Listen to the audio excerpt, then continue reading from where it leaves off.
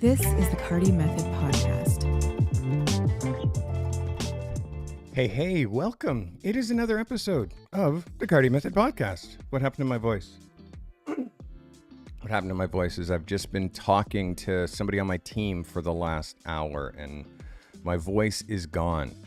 Every Thursday here on this channel, I do photo reviews for photographers just like you from all over the world. And speaking of my photo reviews, I'm so excited because I'm changing some vibes. I'm not changing anything, actually. I'm adding something. I've been doing photo reviews on this channel for 3 years, and it's taken such a life of its own. And I feel like it's time. I've been thinking, is it time to add another photo review show? Is it time to add a photo review show for people who might not quite be ready for the level of reviews with my assignments and the super tight niche? Like, I'm here trying to help pros get to the next level, right? So my question is, should I start a photo review system for shooters that are a little bit newer, that aren't quite ready to do my full-on photo assignments weekly, but still want photo reviews? What if I did a photo review show where I allowed you to submit anything under a very specific, I think I might even spin the wheel and give you people. Let me look at your people photos. Give me places. Let me look at your places photos. Give me things. Let me look at your things photos. Not a tight brief at all. Actually a loose brief where I just want to look at people photos this week. I just want to look at things photos this week. I just want to look at your street photography. And I give you a detailed critique, but again, it's not the same type of critique I would give somebody who is trying to be a pro tomorrow, urgently. Somebody who's trying to be a pro in the future. Things that you can work on with your photography now that maybe next year you'll be ready for my accelerator. Is that something that you're interested in? Because again, these are thoughts. If you are interested in an easier photo review show, leave me a comment. Put it in the comments and say, yes, Carty, please. I've been waiting. It would still be $27 a month, but guess what? If I do a second photo review show, people who are in my photo review submission system already, you would be able to submit twice a week. That means that you could submit a super tight photo that is very specific for the super tight brief that I give for the people who are trying to be pros.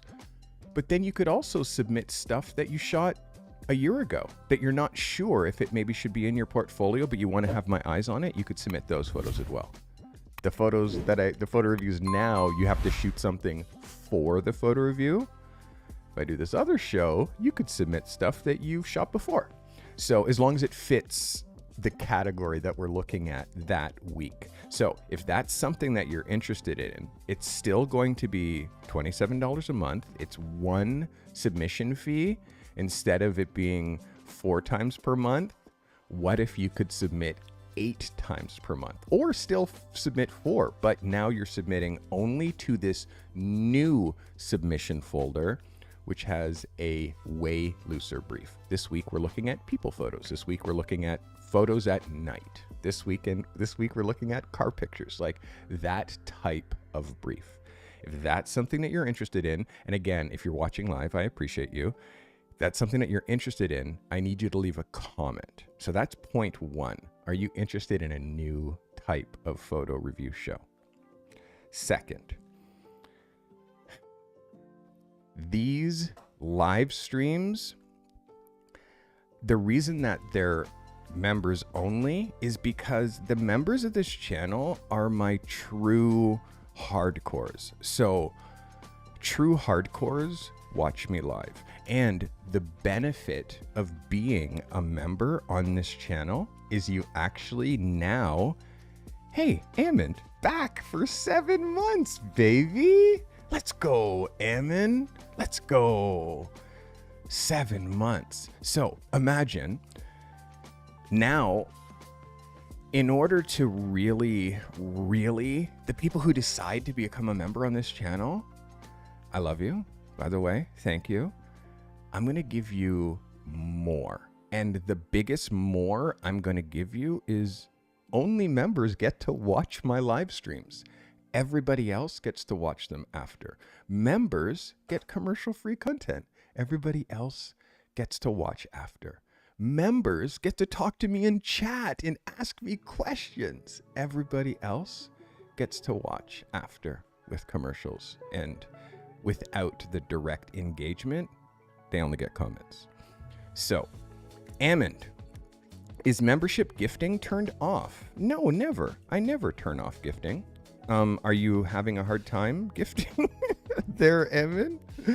If that's an issue, oh my goodness, tell me if you think that it's turned off. But I've never turned off membership gifting.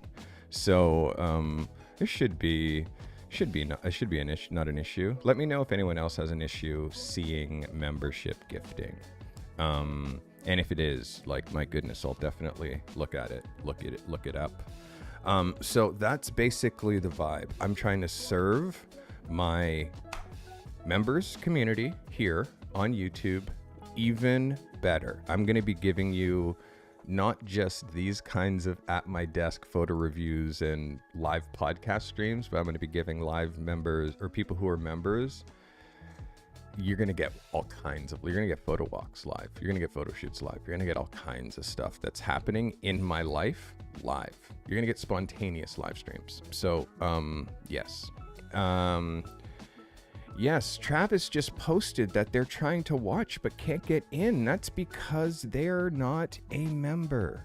Travis needs to become a member and then Travis can watch, no problem. So, let's get into photo, we call them real photo reviews. I should probably put my R5 away, but it's weird. It's like sometimes when you're watching a photography podcast, it's like you don't see a camera, you don't register that this is a photography podcast. Look, this is my R5. I don't shoot with the lens cap on, don't worry. This is a 50mm 1.2 with a grip. I bought the R5 new. I bought it the week that it came out. So I've had my R5 for 3 years. And of course, battery grip. Of course, battery grip because, you know, double battery, vertical buttons, vertical buttons. All my buttons back here. And, yeah, it's the way that we do it. This is the rig. We're going to put the rig over here.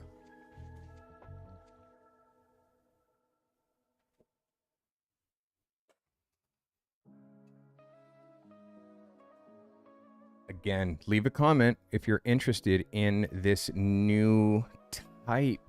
No, you can gift. I guess maybe it's because I'm doing a members only stream. Interesting.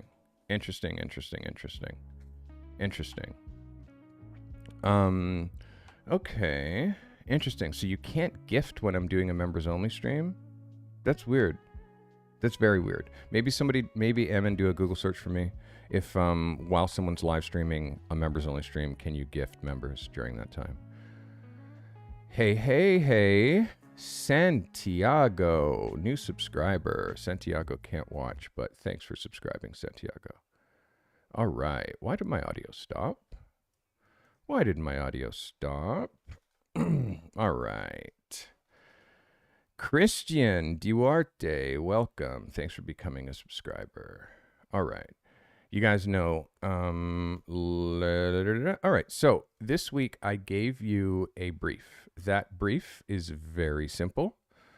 The brief was this. I asked you to focus on minimalism. The word of the week is minimalism. So that was the goal. I got to quit Safari again because I lost all my audio. And I need, if I'm going to be streaming for 3 hours, I need a little bit of audio. All right. definitely need a little bit of audio. There we go. There we go. All right. So basically, the word of the week was minimalism. And I asked you to make a minimalist photo. Oh my God, my music again. I asked you to make a minimalist photo. If you are a portrait shooter, emphasize a subject with a clean background. Portrait shooters, clean background, okay? Places shooters can capture a minimalist architectural space. Or if you shoot things, isolate a product with little or no distractions. And my request was that you shoot vertical, think magazine cover, and I asked for you to make this 4,000 pixels wide by 100 DPI. And as always, the deadline is Wednesday at midnight. So we did have some people submit, as always. And again, are you guys excited about the possibility of a second photo review stream during the week? Are you excited about that as a possibility? I am. Oh my goodness. Yeah, there's definitely a glitch here, possibly with Safari today. Very weird. Very weird. All right. So our first submitter is Dana McKenzie. Dana says, hello, everybody. Here's my submission for this week. Carty, I kept my strobe within arm's reach this time around. Shot with a Nikon D810 50mm lens, f7.1, 1/25th of a second, ISO 64. P.S. It wouldn't let me upload on this website for some reason. I had to transfer to mobile. That's bizarre. I will have my tech people have a look at that. This is Dana McKenzie. Dana, a minimalist image. And Dana pulled his studio strobe out for this picture. Let's look at this as a cover, Dana. As a cover, it's good composition. You gave yourself enough room, which is smart. Let's look at your focus. Your focus is good. I mean, because you uploaded mobile, you're not really able to get the 4,000 wide as necessary. Your exposure here is good. What I want you to watch is your shadow detail back here, a little bit of a reflector kick from back here, offset. What we like to do is we mirror the light. So if this is your black background and this is your subject and this is your camera position and your front light is here, what we like to do is we put the reflector just offset. And if you imagine you're seeing here to here on the background, you put a reflector just offset here that is mirroring this. So the angle of incidence equals angle of reflection, and this now kicks back light on the back side of your person, which now gives you the separation that you need in order to have a nice rim happening on that side. Other than that, Dana, it's really good. Like, there's a really great expression. She's very present. This is a minimalist image. Yes. What I want you to think about when it comes to minimalism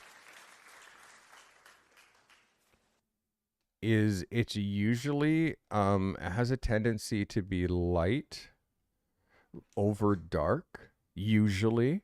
And it also has a tendency to show scale. So if you can show scale with dropping your subject lower in the frame and just make this feel vast, these are all things that add to minimalism. That is Dana McKenzie. Good shit, Dana. Well done. All right. I didn't brush my beard today. Let's make sure that I don't look like homeless. All right. Let's see who's next. By the way, if you like these photo reviews, hit the like button. It helps me. It's good for my ego, and it also pushes this out to more people. Let's get into Mike Morrison. Mike, 69 Mustang, shot from a ladder. Sony A7R5 with a 24-70 Grandmaster Mark II.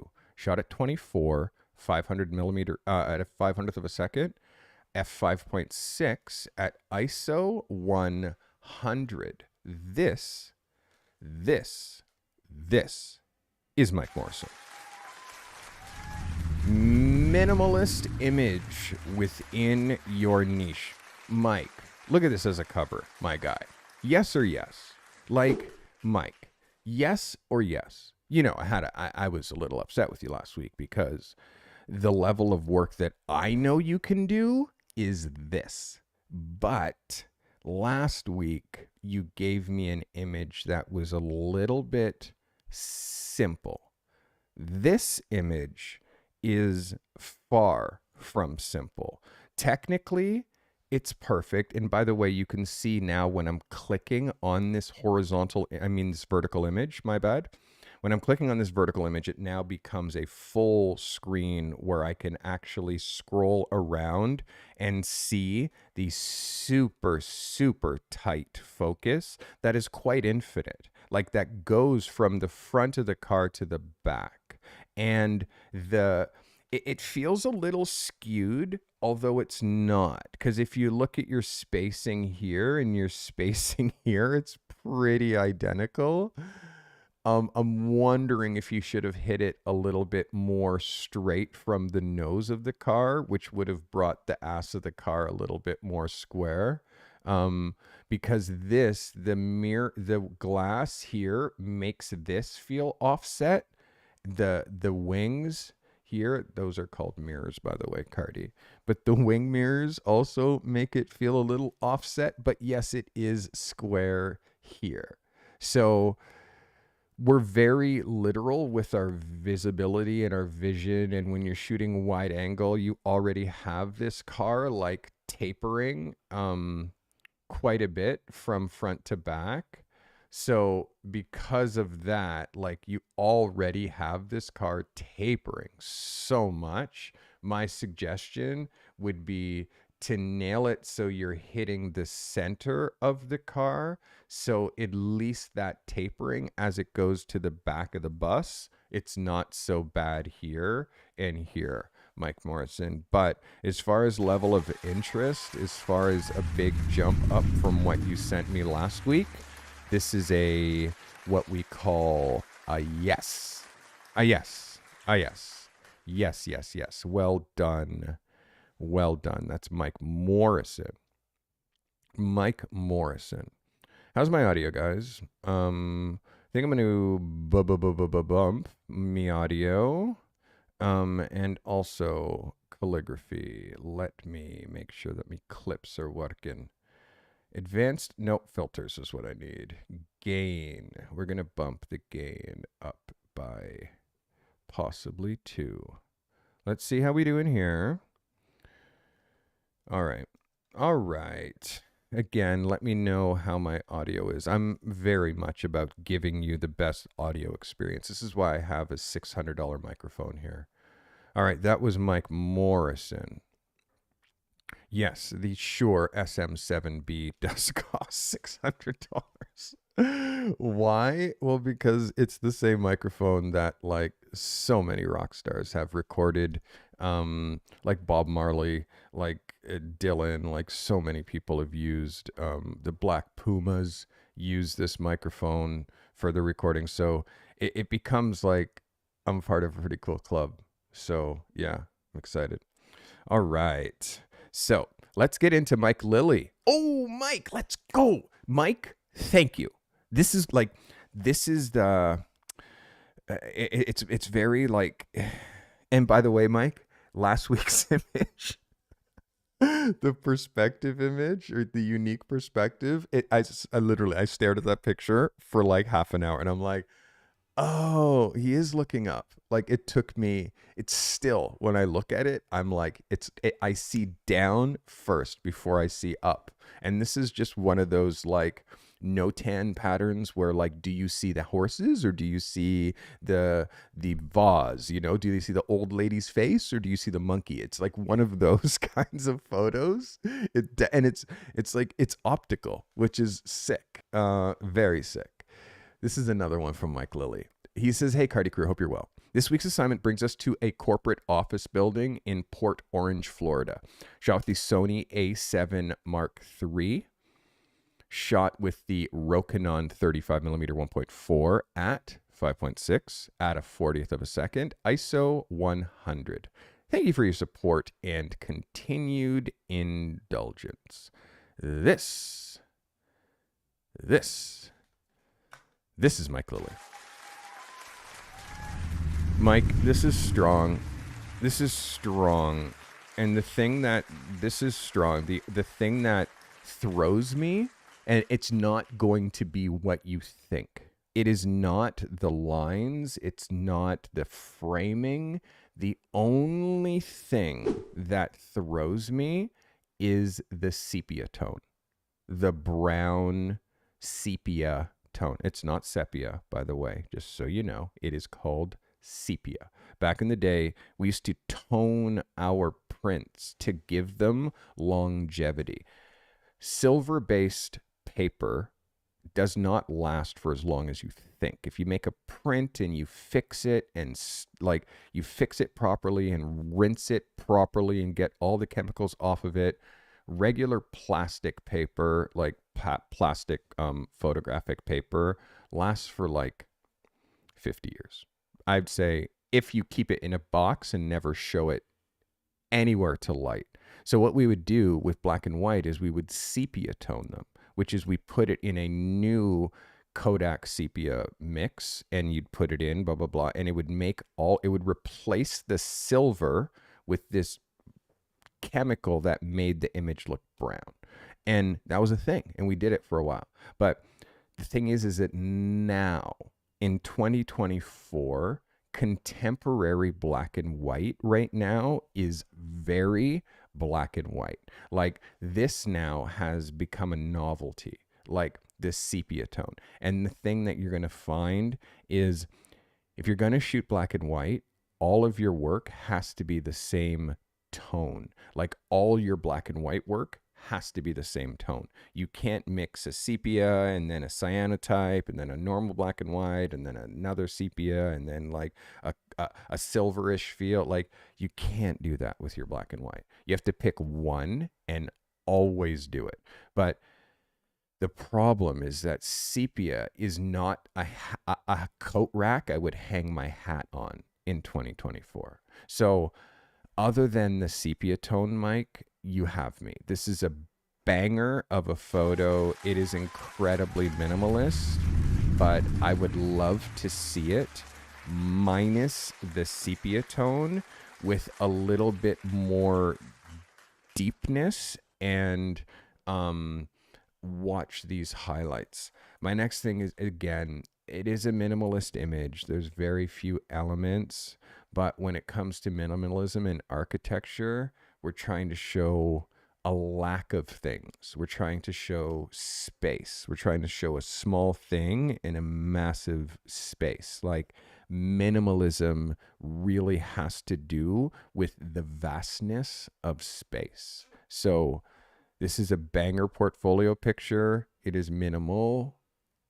Is it minimalism? It's like just kind of on that, but it's still a banger. It's still an 11. I'm still giving you love. Okay. All right, that is the one and only Mike Lilly. All right, let's get into Sean Thomas. Sean says, good day, Carty crew. Perfect timing for this week's submission as I've recently gone back to basics, incorporating some techniques from earlier in my career. I call these shots abstract. It's Autolux is his business, so he calls it Autolux Abstracts. Hope you enjoy. 50th of a second at f9, ISO 100, 50 millimeter. This is Sean Thomas. Sean, this is minimalism. This is minimalism. And again, you not excelling in a project like this would bring me great sadness. Kendall, new subscriber, welcome, Kendall. So again, here, what I would say is it's all about making sure that the eye line of this logo isn't too high. You can see how it's kind of competing with the masthead of the magazine, the car magazine, whichever magazine it would be. I wouldn't mind seeing this lower. I wouldn't mind seeing that there. Of course, then we're going to lose this, which then it becomes not enough of the car. The logo, yes, but for me, some of your past minimalist images, some of your past car detail images have really like just smoked. This one, I don't know if it's showing me enough of the lines of the car. It truly is focusing just on this logo. We really do need more of this car. It is winning for a minimalist image, but I do really wish that this logo, Sean, was at least right here. It's just dropped just a touch, even if it was there, just a touch high.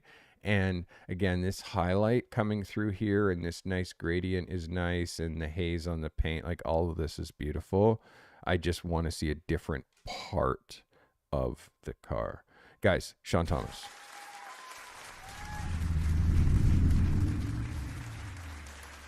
Are you two having a good time? You still with me? Enjoying yourselves? Carty crew for life. Appreciate you. I don't think you know where you are, though. Do you know where you are? I didn't think you see? She didn't know where she was. I think she's been there for too long. All right, guys. That was Sean Thomas. Let's look at Ammon Thompson. Ammon says, the lovely Miss Riley. Fujifilm X-T5 56 millimeter 1.4, ISO 200, 1/250th of a second, f8, strobe with umbrella and grid, backlit with a version 1 speedlight and softbox reflector underside. Ammon. This is Ammon Thompson. Ammon, this is a good hit for you. Like, you're really starting to really get it with this minimalism. You're really starting to get it with your white setup. I can't wait until you have studio light so you can really, really pop. This is good, like really good in the eyes. You can definitely see her eyes are just a touch red. Sometimes people with Caucasian skin, the eyes get kind of red. Just make sure when you shoot frames and you see like this part of the eye really kind of matching in with like the redness of the skin, that you're like, hey, guess what? I have Visine in my camera bag because I'm a portrait photographer and I photograph a lot of people. And I live in Canada, and cannabis is federally legal. So sometimes people, they need eye drops. So for me, Ammon, this is a yes. It is definitely a beautiful cover. It's shot as a cover. I love the stark look on her face. Make sure when you're doing something that's so literal that the line between the center of the frame, which is like here, and you can see your centering is relatively, oops, that's a bit, yeah, your centering is pretty good, but it's more about, the line between where this is and where her nose is.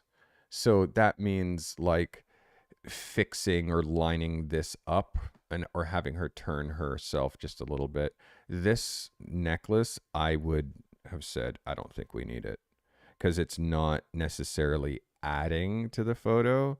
Just imagine if this wasn't there, this little chain here, you can see doesn't change anything. So it's just small things that we have to watch, but I like how you framed her shoulders. Watch the highlights in here. This is exposure. This is because your head is behind her here, aiming at the wall. What we do normally, Ammon, is I'm going to have to remember that I changed my camera side. So I have to draw my diagrams over here now. This is oops, that's a bad background. This is the background. This is your subject, and you have your strobe right here, right behind, kicking here. And what it's doing is it's making the area right behind her head here super hot, like in exposure. Okay, so what we normally do, this is called a dirty white. It's important for you to know that. This is like a Carty. This is what Carty calls this. This is called a dirty white, meaning minimal equipment. You can do it with 2 lights, and you normally would do it with 3. Okay, so how you do it with 3 lights is you start with your center point here. Actually, I'm going to draw this here. Much easier, because then I can put in the center. That's how you do a white. You start with your background like this. Then you find your center point. And imagine you're trying to get 9 feet across. So you find your center point here. And imagine this is 9 feet between here and here. So at the 4.5 foot mark. Now this way we go 4 foot. 4 feet. Oops, I gotta hide this camera now. This way we go 4 feet. So we bring our light off the wall 4 foot, here 4 foot. The stands also have to be same power, height, and distance. So 4 feet off the wall, I actually use a measuring tape. I use a measuring tape because it's so much faster. So I drop a light here, 4 feet. I drop a light here, 4 feet, and I measure. So now these are at the exact same distance. These 2 lights are at the same distance off the wall. Okay. Now from here, this light here does not get aimed at the center. This light gets aimed here on the opposite side of that center mark. This light gets aimed here at the opposite side of that center. Then you take a light meter reading here, here, here, here, here, here, here, here, here, here, until you get the entire wall at say F22, and each one of these are within 2/10 of a stop. Within 2/10 of a stop, meaning F22, F22.2, F20 and 2/3 of a stop, F22, F22 and 2/10 of, like, they have to be within 2/10 of a stop. Then once you have that, now you bring in your subject. You bring in your subject, and you have your subject stand right here in between these 2 lights. And then you have your subject move forward until there is no longer any rear light touching their nose. Don't let any rear light touch their nose. So you have them keep inching forward until the light is just hitting them here, back here, but not touching their nose. And then once you find that spot, which is usually around here, then you draw an X. And then you say, that's your mark. Don't move. Okay. Then you turn this light off. You turn this light off because you know you have f22 and you know you need this to be 2 stops less. 2 stops less. That's great writing, Carty. Just fantastic. Fantastic. So 2 stops less. So if this is f22, f22, f16, f11. So you need this to be f11. So then you turn this light off, and then you light this wherever you want to light this from, front, side, wherever, until you get f11. Then once you have f11 here, then you turn this light back on, you turn this light back on, and then you shoot at f11. And after all of that, the work and what the final and what the image looks like, I'll show you. What the image looks like is this. This is called a perfect white, where you have some highlight coming in the back, but it's not touching the nose. This is an incredibly detailed white, and I smash this. I do it all the time. Notice you can barely see this line here, which is my white wall. And there's no color correction. I don't need to make this white. It just is, because it's 2 stops brighter. And this is a technique that I use, and you can see these highlights. You can see these highlights and how it doesn't touch the nose. So that's not a dirty white. This is called a perfect white. And I do it often. And one of my favorite examples of a perfect white. So it shows you, and again, Em, and I'm doing exactly the same thing that you're doing, because you can see the rear light, you can see the reflector underneath.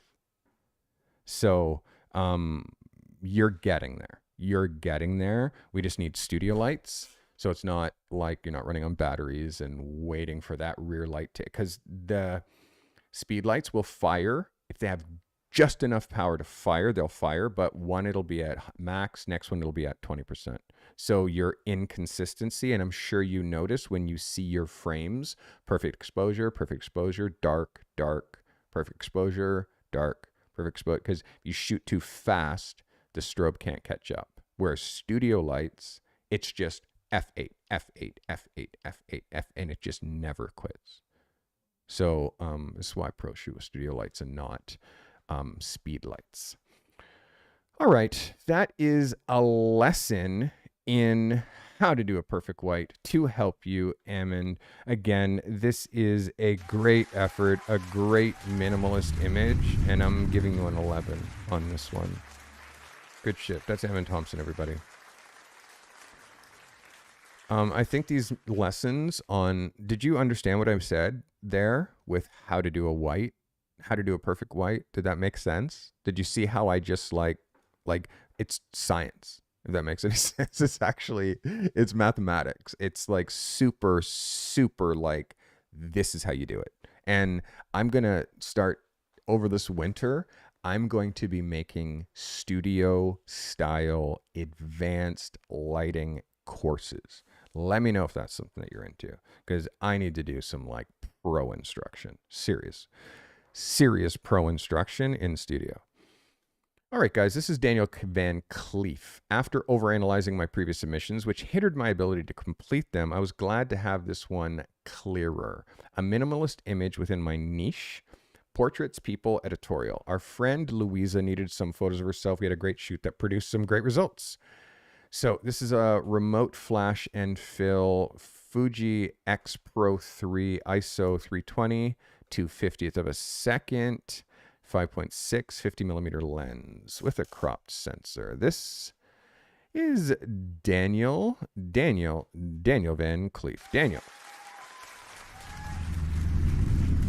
So the head moving image is always going to be a challenge.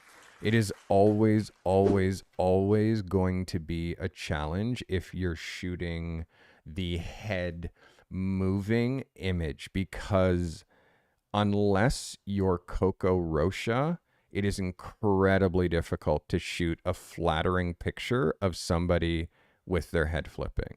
And for me, when it comes to flattering, like her head is flipping up, which is now pushing her lip. You can see it's pushing her lip up, which is giving her this extra weird shadow here. The way that she's looking through on the side, it's just not flattering. And then the way her shoulders are skewed, the way that you're cutting her hand off, this is just an edit, Daniel, that I say, this isn't the photo. Like, it's just not the photo. If you want to have somebody like flip their head, they're never going like this. Head down, up. It's rarely that. It's this side. So the hair comes that way, but the head stops front.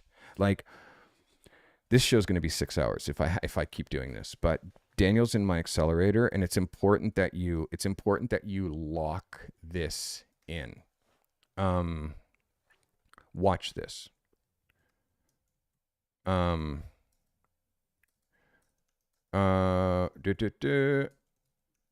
This, everybody who's trying to shoot movement needs to watch this clip. I have to mute my I'm going to mute this so I don't get copyright striked. Look at her face. Daniel, this is for you and anybody else who thinks that they're ready to shoot a model in motion. Watch a pro. Watch Coco Rocha. Watch how she holds her face.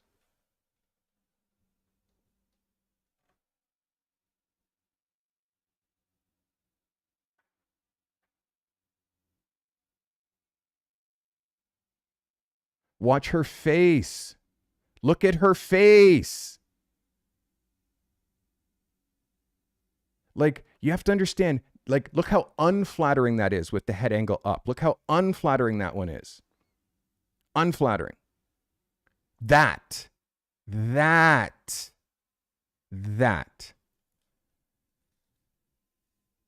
Again, I thought so. Watch. Watch how she continually chin down at camera. Down. That's the vibe. Up doesn't work. Too far down. Too far down. That works. That works. That works.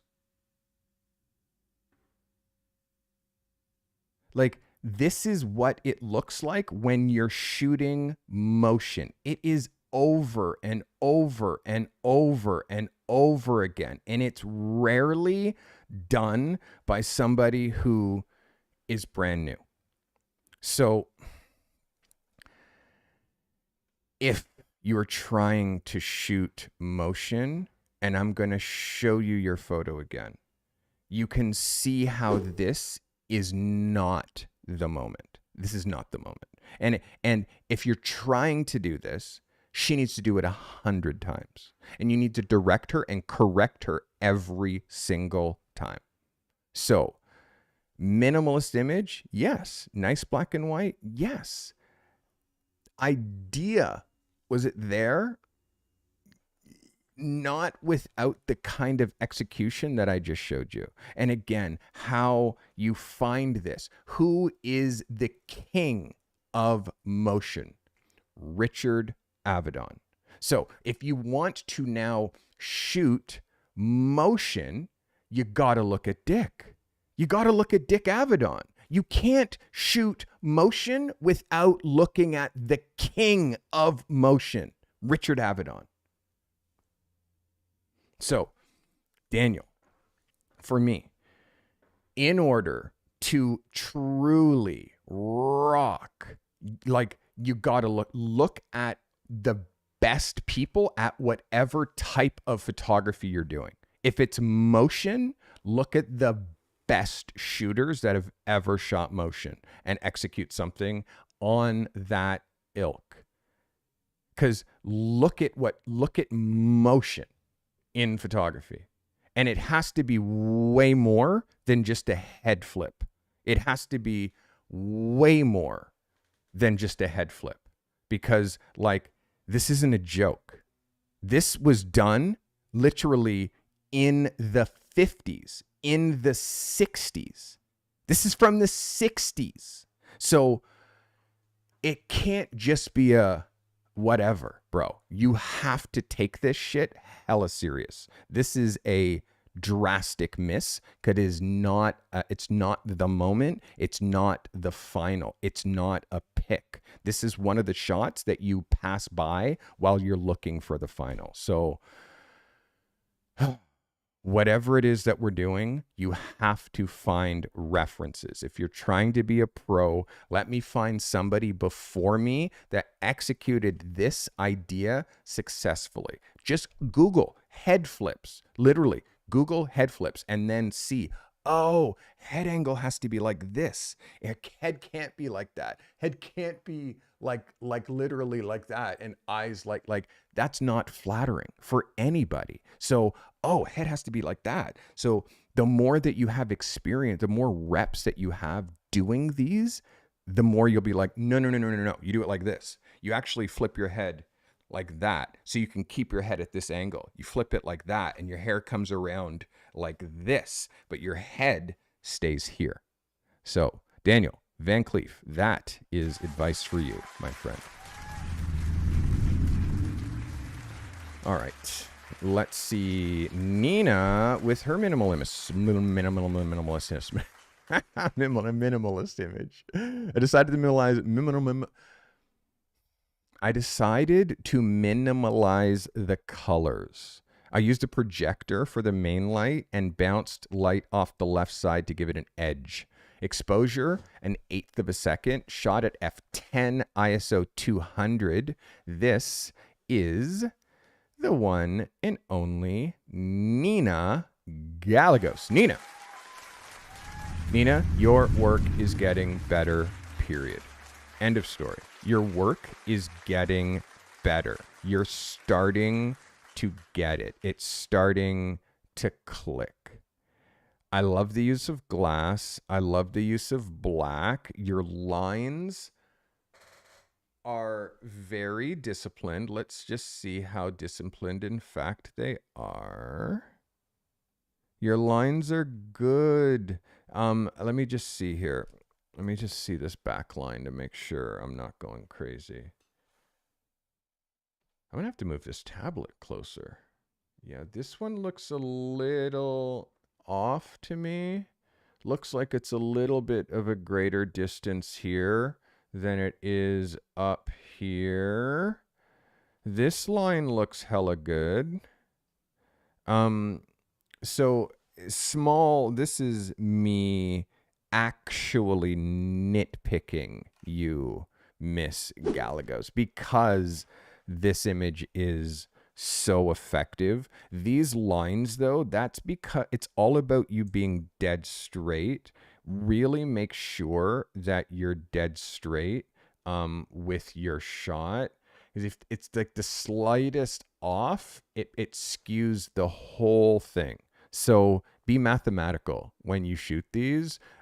This is a super great effort. I'm giving you a full 11, Nina. This is exactly what I'm hoping that you do with your work. It's got it. It says everything. It's just simple.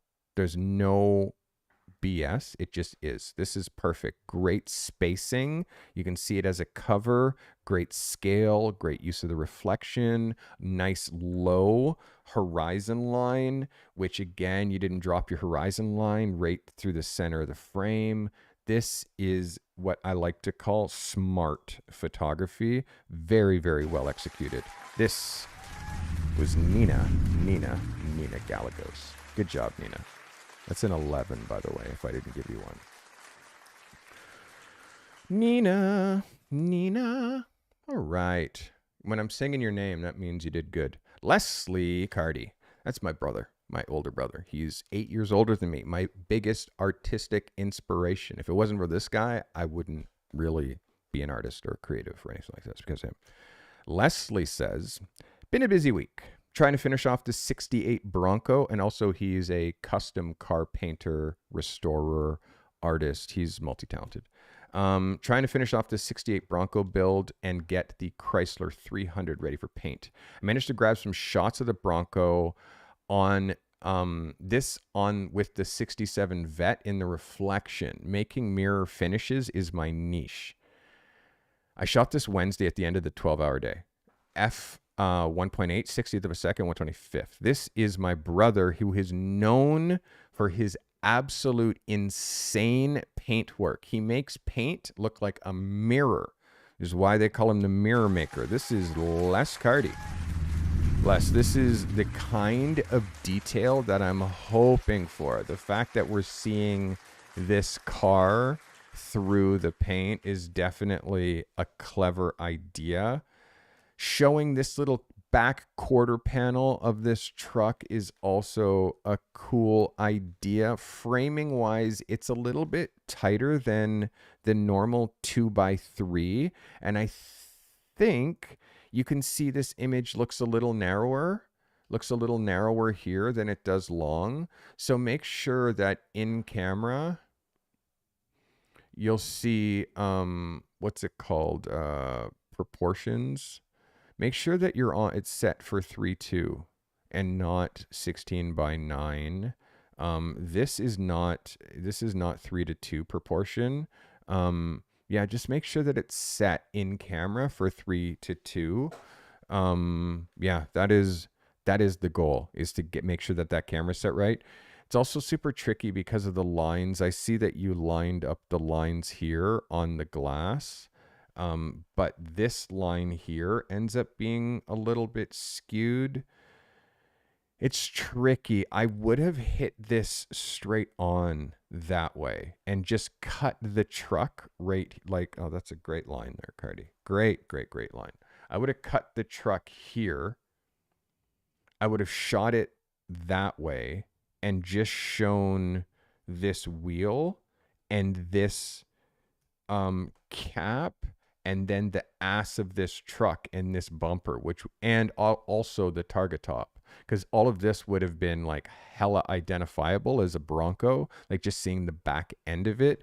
And you'd also still see the reflections, but a little bit less distractions as far as the lines go. So that's like a little bit of a bag of chips here, big brother, but still I feel like it's close, but I want you to be grinding these angles way more. And I know you're at the end of a 12-hour day, but when it comes to documenting your work, you like, interesting. I'm getting a sign-in blocked here from you might not be able to make clips for a second there, crew. Give me a second. Access blocked. You mismatch. All right. So, yeah, clips are disabled for the next little bit. You have to make manual clips, which is totally fine because my ATEM has just decided to shit the bed. I definitely need to figure out what's going on with ATEM. All right. That was Leslie Carty. Older brother. All right, let's see our next shooter. This is Liza Hyder. Liza says, Kaylin with SMG. The night prior to our shoot, Kaylin emailed me and said, I plan on wearing my natural afro. Does this work for you? Exposed in bright mid-afternoon sun with a silver reflector and a white wall outside my studio. Nikon D850 Sigma 135 art lens, 500th of a second, f8 at ISO 200. This is Liza Hyder. Liza, this is a yes. Right off the bat, this is a yes.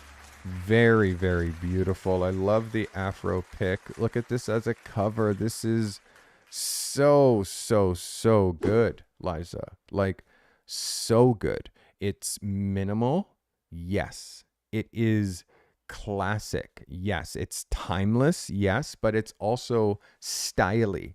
Like it's got some swag. The fact that she's wearing the halter means that it's minimal and really comes off against the white really nice. Let's look at your skin.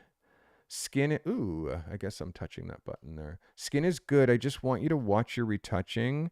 One of the smartest things that I've done in the last year is hire a retoucher. And I have a retoucher that I can recommend to you. We're great at shooting, but sometimes the post-production, it takes so long and we're not great at it. I'm seeing a blur happening in here in the eyelashes and blur in the skin. It's basically where you aren't retouching and then where you are. It just in here is where it starts to really look like retouching. And then when you come to here, you literally retouched her face, but didn't retouch her body. So when you see now this part of her skin, you can see, well, this isn't retouched, right? This is just raw skin. And then it becomes like these marks back here and the blobs on the back and the da-da-da. Like that's where it's like when we do retouching, it's like if skin is showing, you have to fix it. And I'm going to show you what I'm going to give you like just a little cool, like I'm not even supposed to show you these. These are unreleased pictures. Unreleased.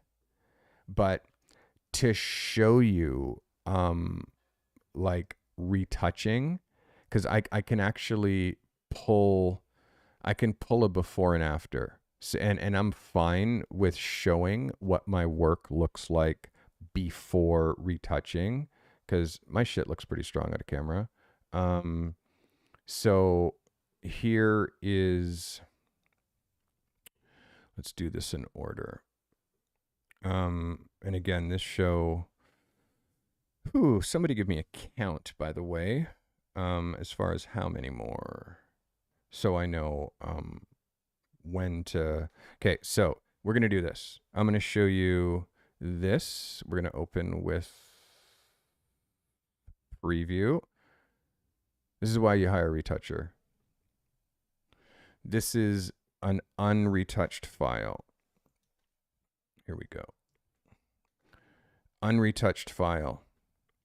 Okay, this is straight at a camera. Let's make it a little bigger. A little bigger. Straight at a camera. Okay. Oops. At a camera.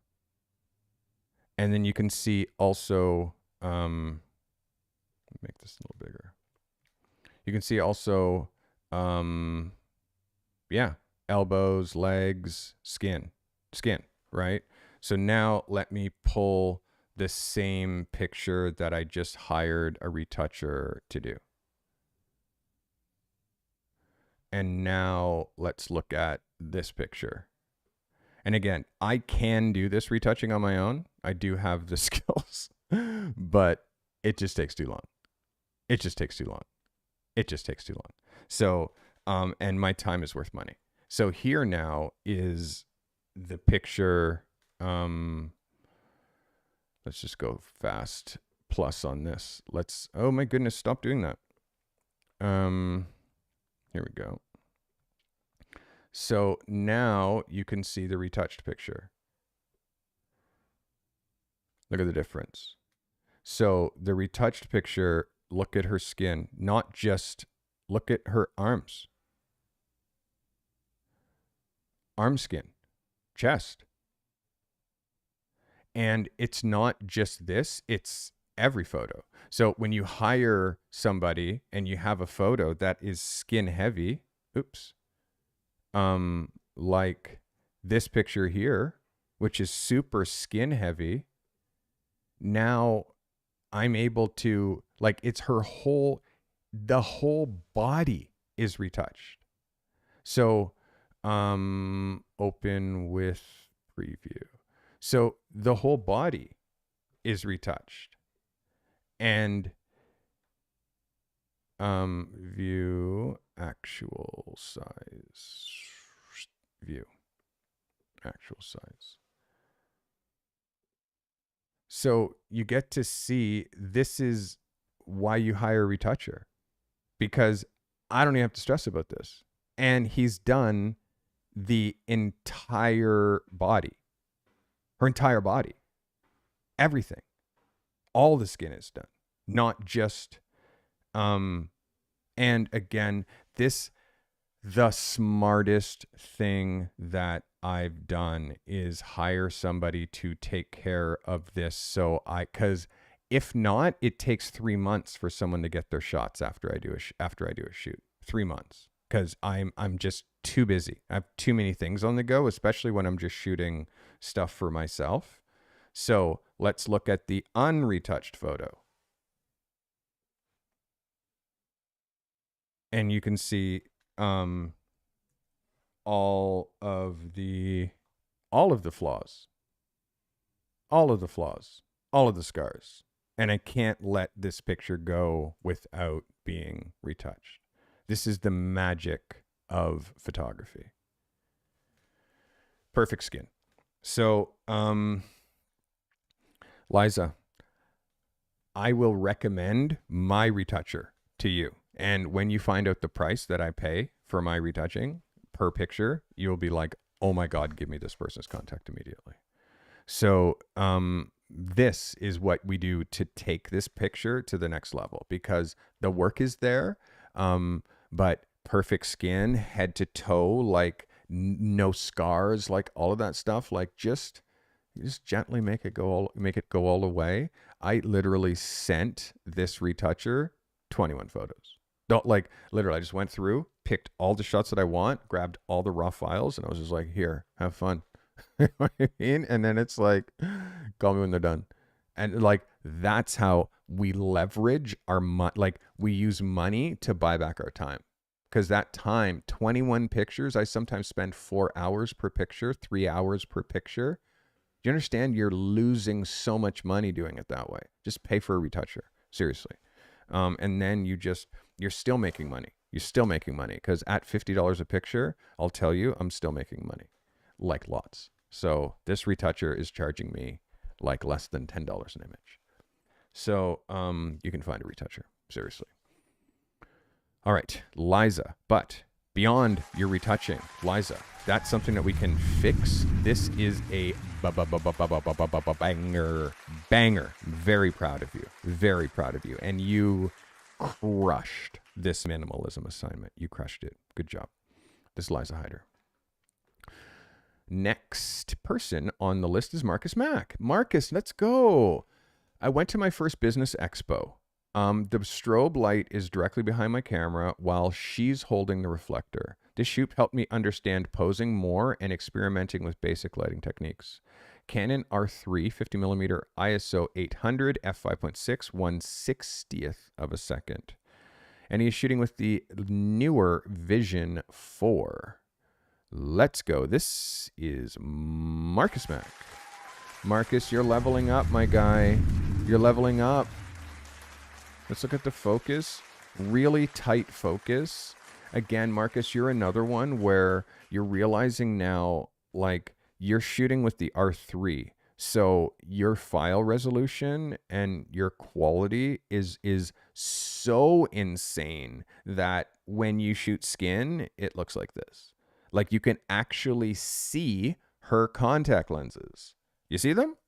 You can see your contact lenses. You see them right here? Like literally right, oops. Hello, I'm doing a demonstration here. You can see her contact lenses literally right here, along here. Oh my goodness, where's my line tool? My line tool is gone. Gone, I say. So you can definitely see like skin. It's just once you start getting really good, like the problem is we see everything.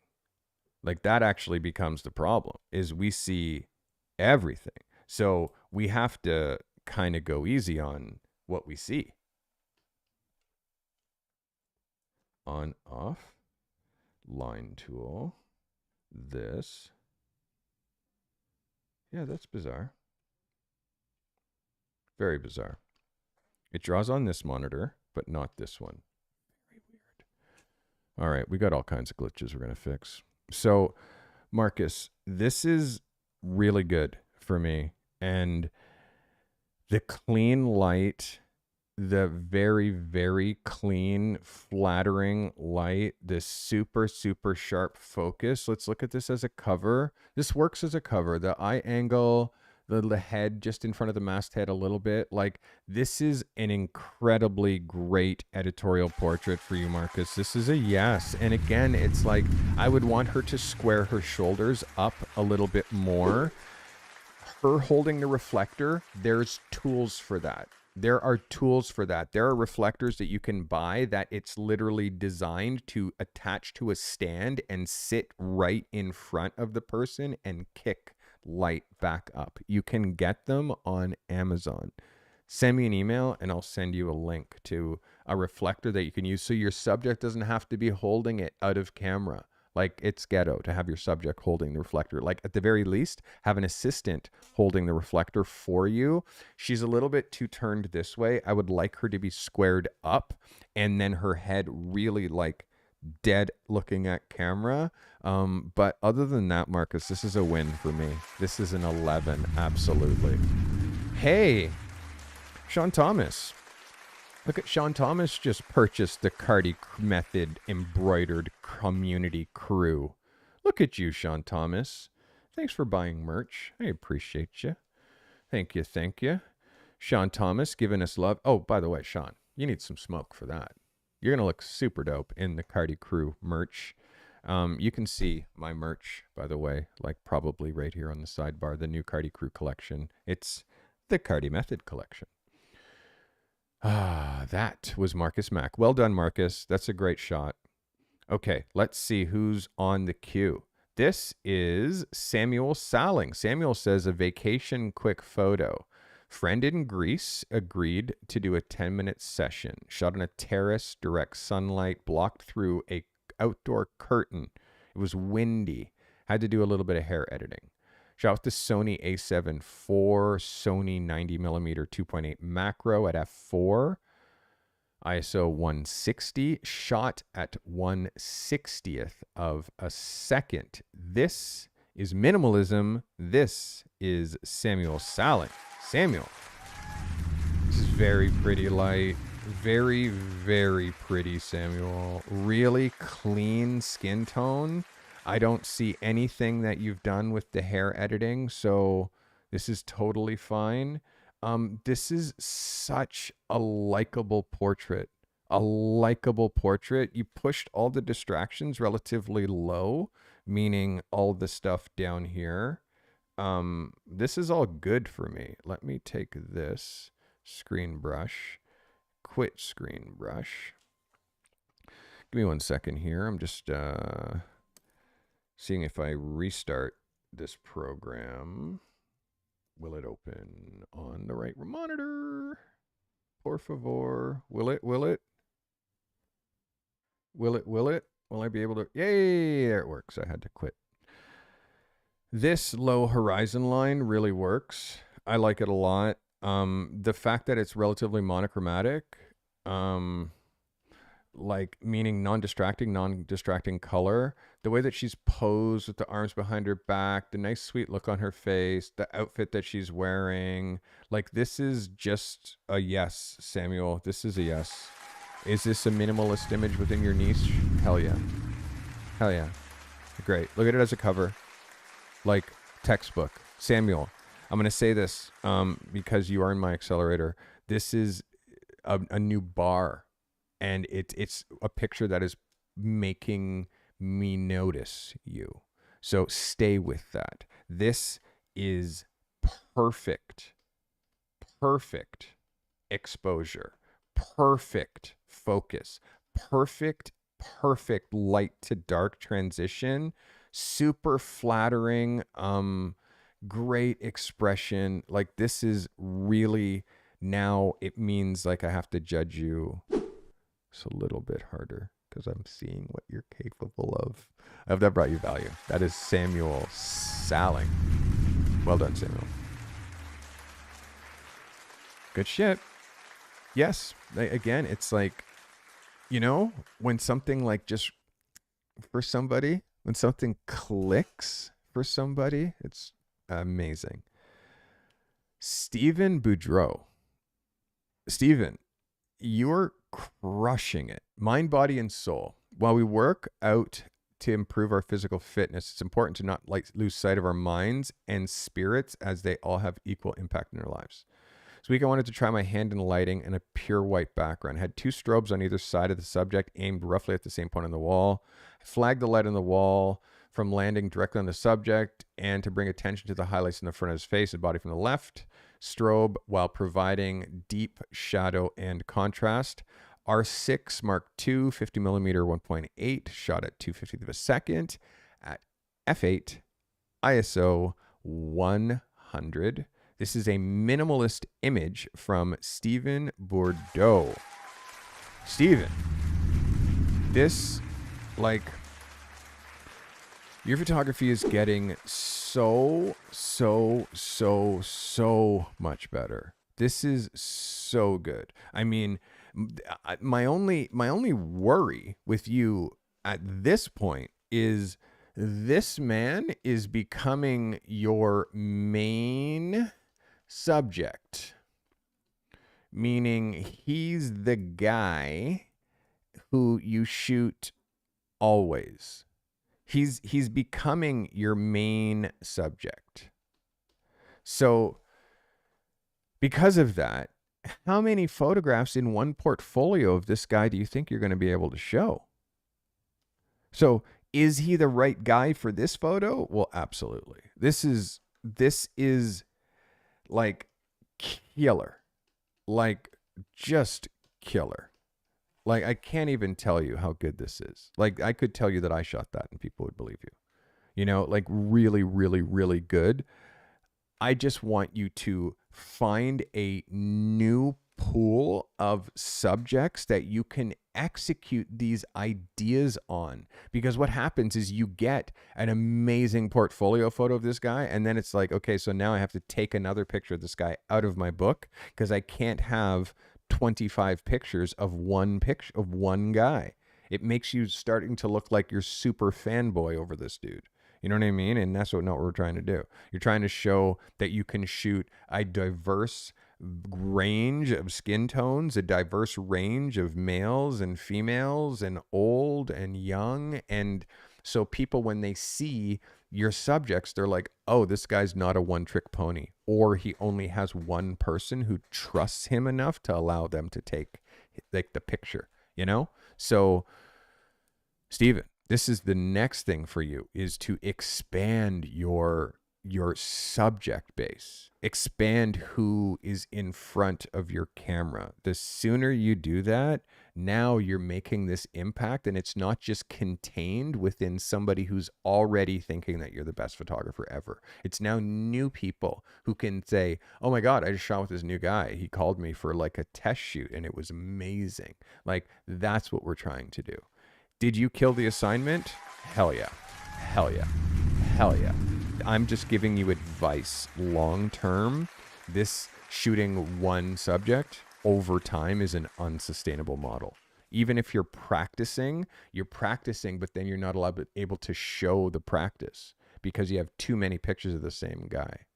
So that's where it's like, okay, you can imagine all this becomes just one project of one person where you're trying to grow a diverse portfolio showing what you can do within a specific niche.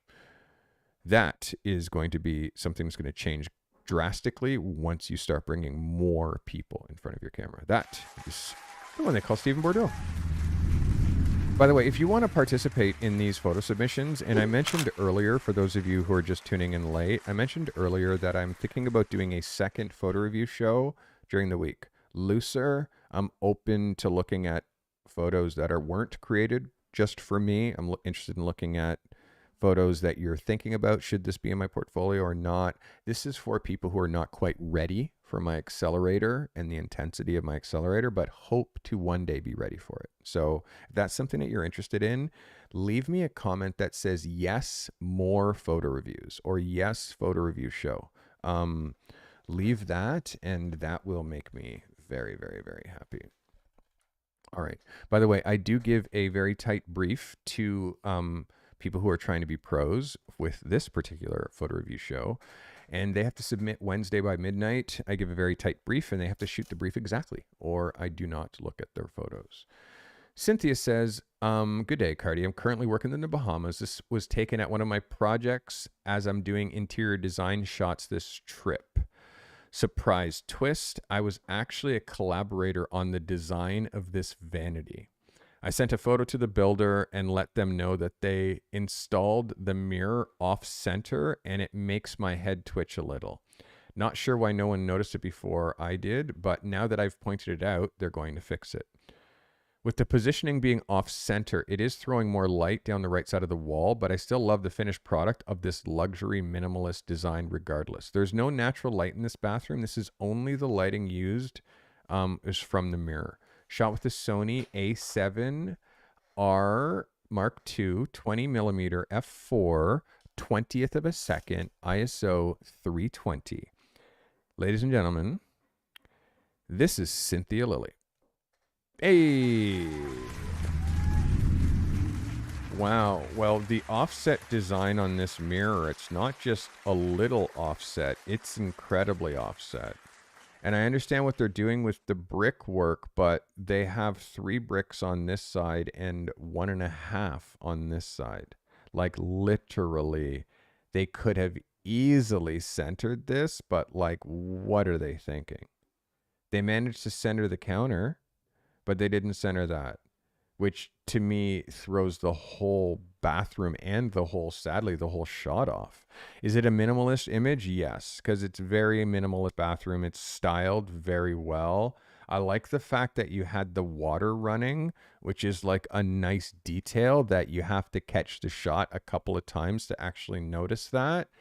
Color balance, although I do know that you are lighting just with these down lights and that, I'm still imagining that this room isn't as cream as it appears in the shot. I'm wondering if this is white or if it is actually crema, because looking at, like, I need something to pull white balance of, because I'm seeing these tiles and I'm imagining that these tiles are the same color as these tiles. And it's because this in the mirror is lit by natural light.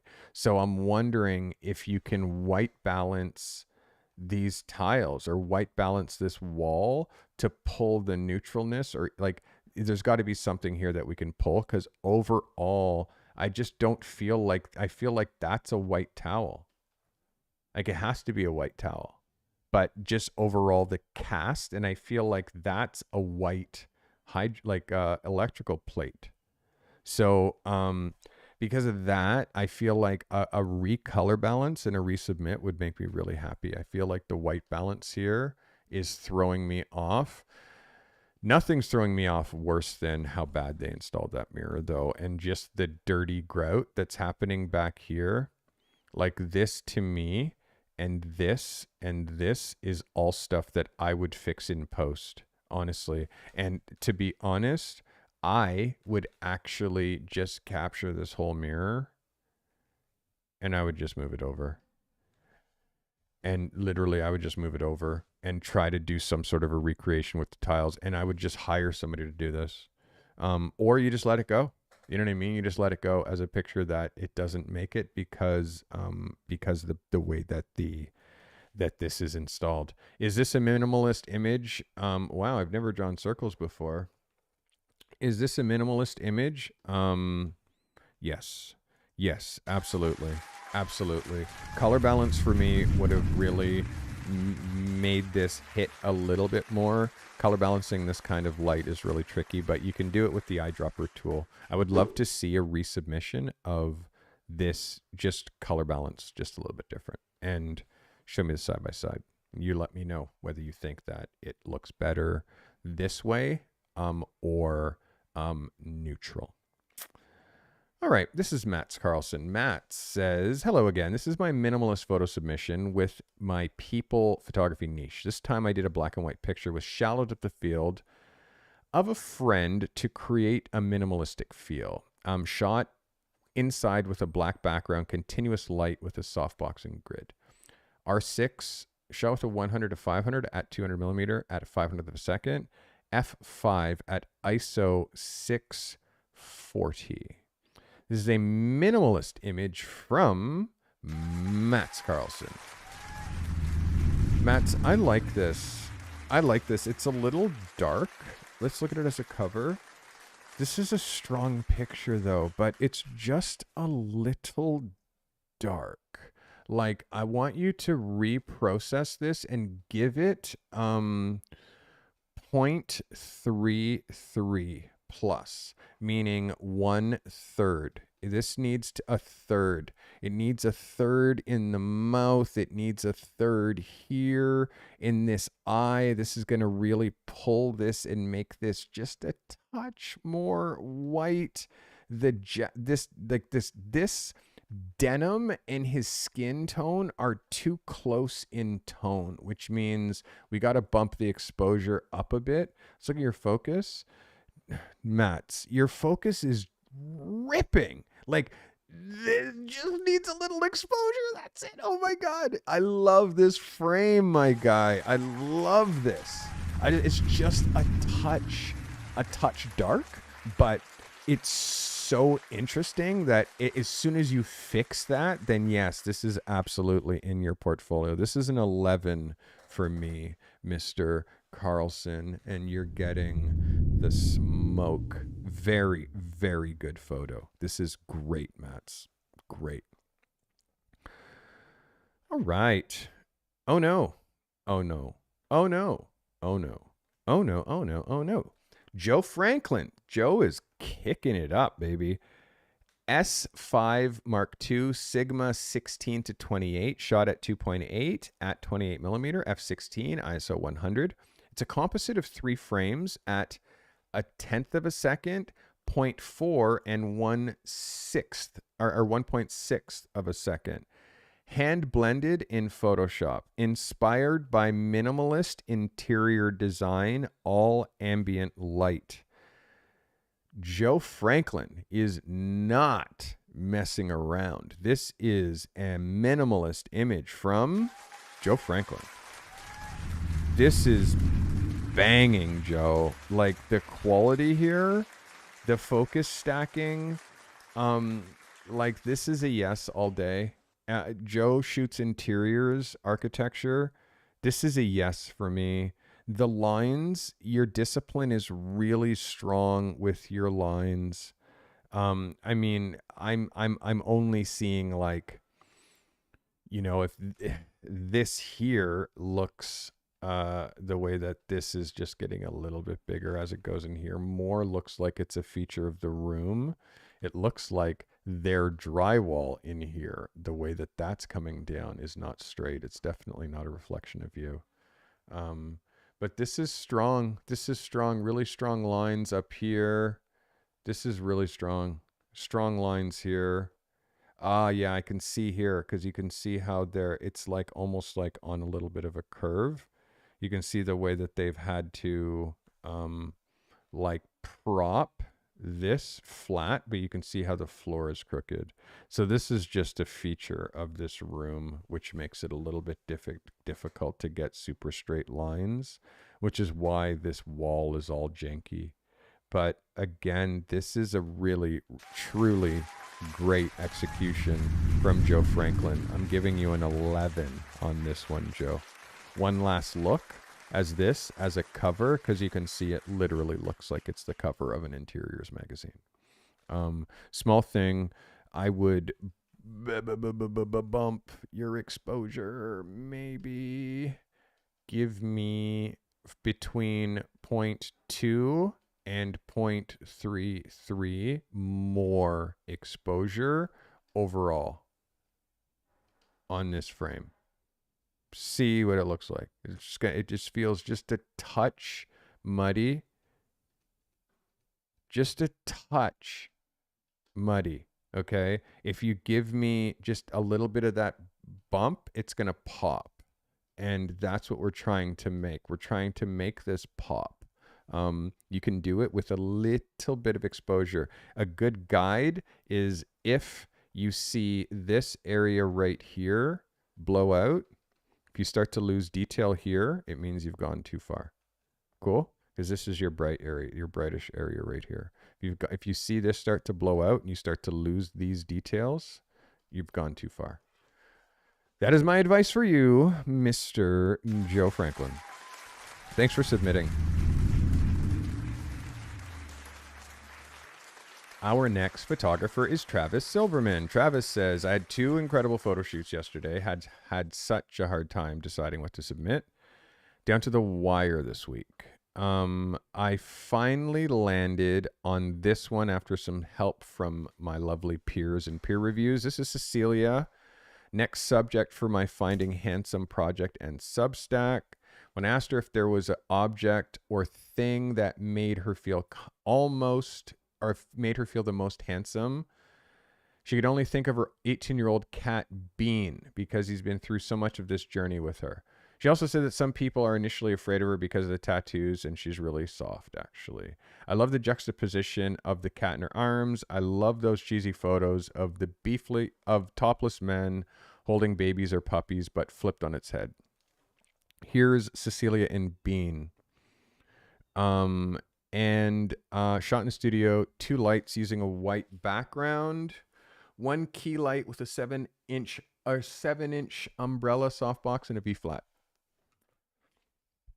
All right, on the left for a bit of bounce as fill. Shot with the Nikon Z6 Mark II with the Nikkor Z24-70 f4, 125 at f10 at 38 millimeter. This is Travis Silverman. Let's go, Travis. Technically, this is really like you're getting better, Travis. You're getting better. There's no separation between where the background is and the white of my background. It literally looks like a perfect white.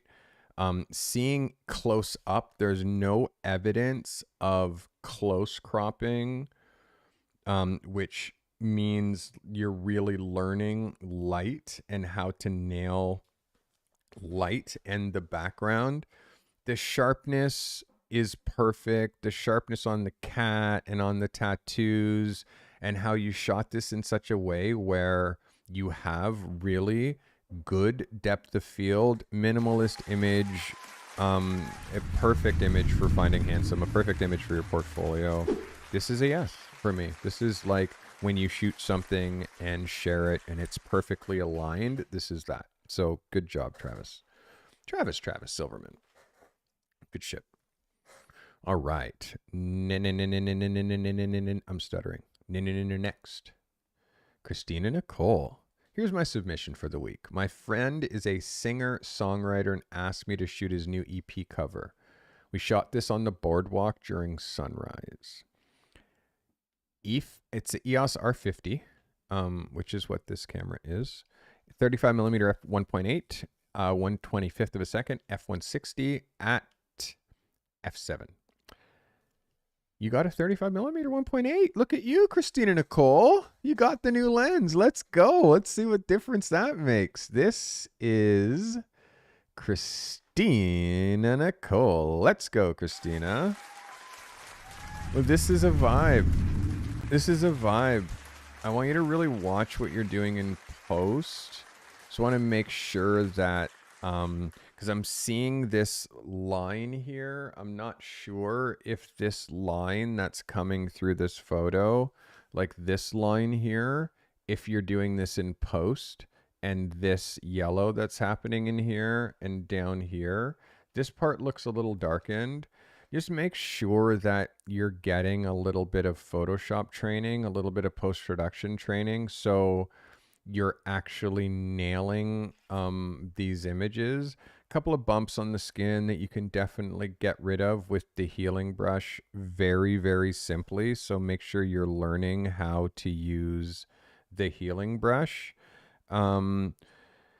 This is a win for me. Just also watch where you're dropping the horizon line. I mean, this is, I can say even for my own work, but I would push that just a little bit lower to be able to really emphasize him up against this sky. I honestly just think that this sun is kicking in so much that it's just doing a little bit of hazing. I would love to see this photo unmanipulated. Skin tone here needs to be plus a third. This is dark by a third, I would say here. And in here in the chest too, this is also would be better served, plus a third. So again, things to watch out for. This is a win for me though, Donna. And I mean, I'm going to make sure that this isn't Donna. Christina Nicole. This is a win for me, Christina. So make sure I see more photography from you. This is like, look at it as a cover, how powerful that is. Like you're really starting to click. Watch the hands. Don't cut hands out of the frame so radically like this. He could have easily been leaning his hands here and bringing his hands forward this way, which is a little bit more inviting when he's like the way that he is with his arms back and his chest. Like that's like basically like, look at my chest, dude. Don't you wish you had a chest like me? You know what I mean? So if his arms are like, it's just a little bit more like less ego. You know, you always, when you're shooting artists like this, you kind of got to hold their ego like down just a little bit with the posing. It makes them more approachable and likable on the back end. All right, Christina Nicole, I hope that brought you value.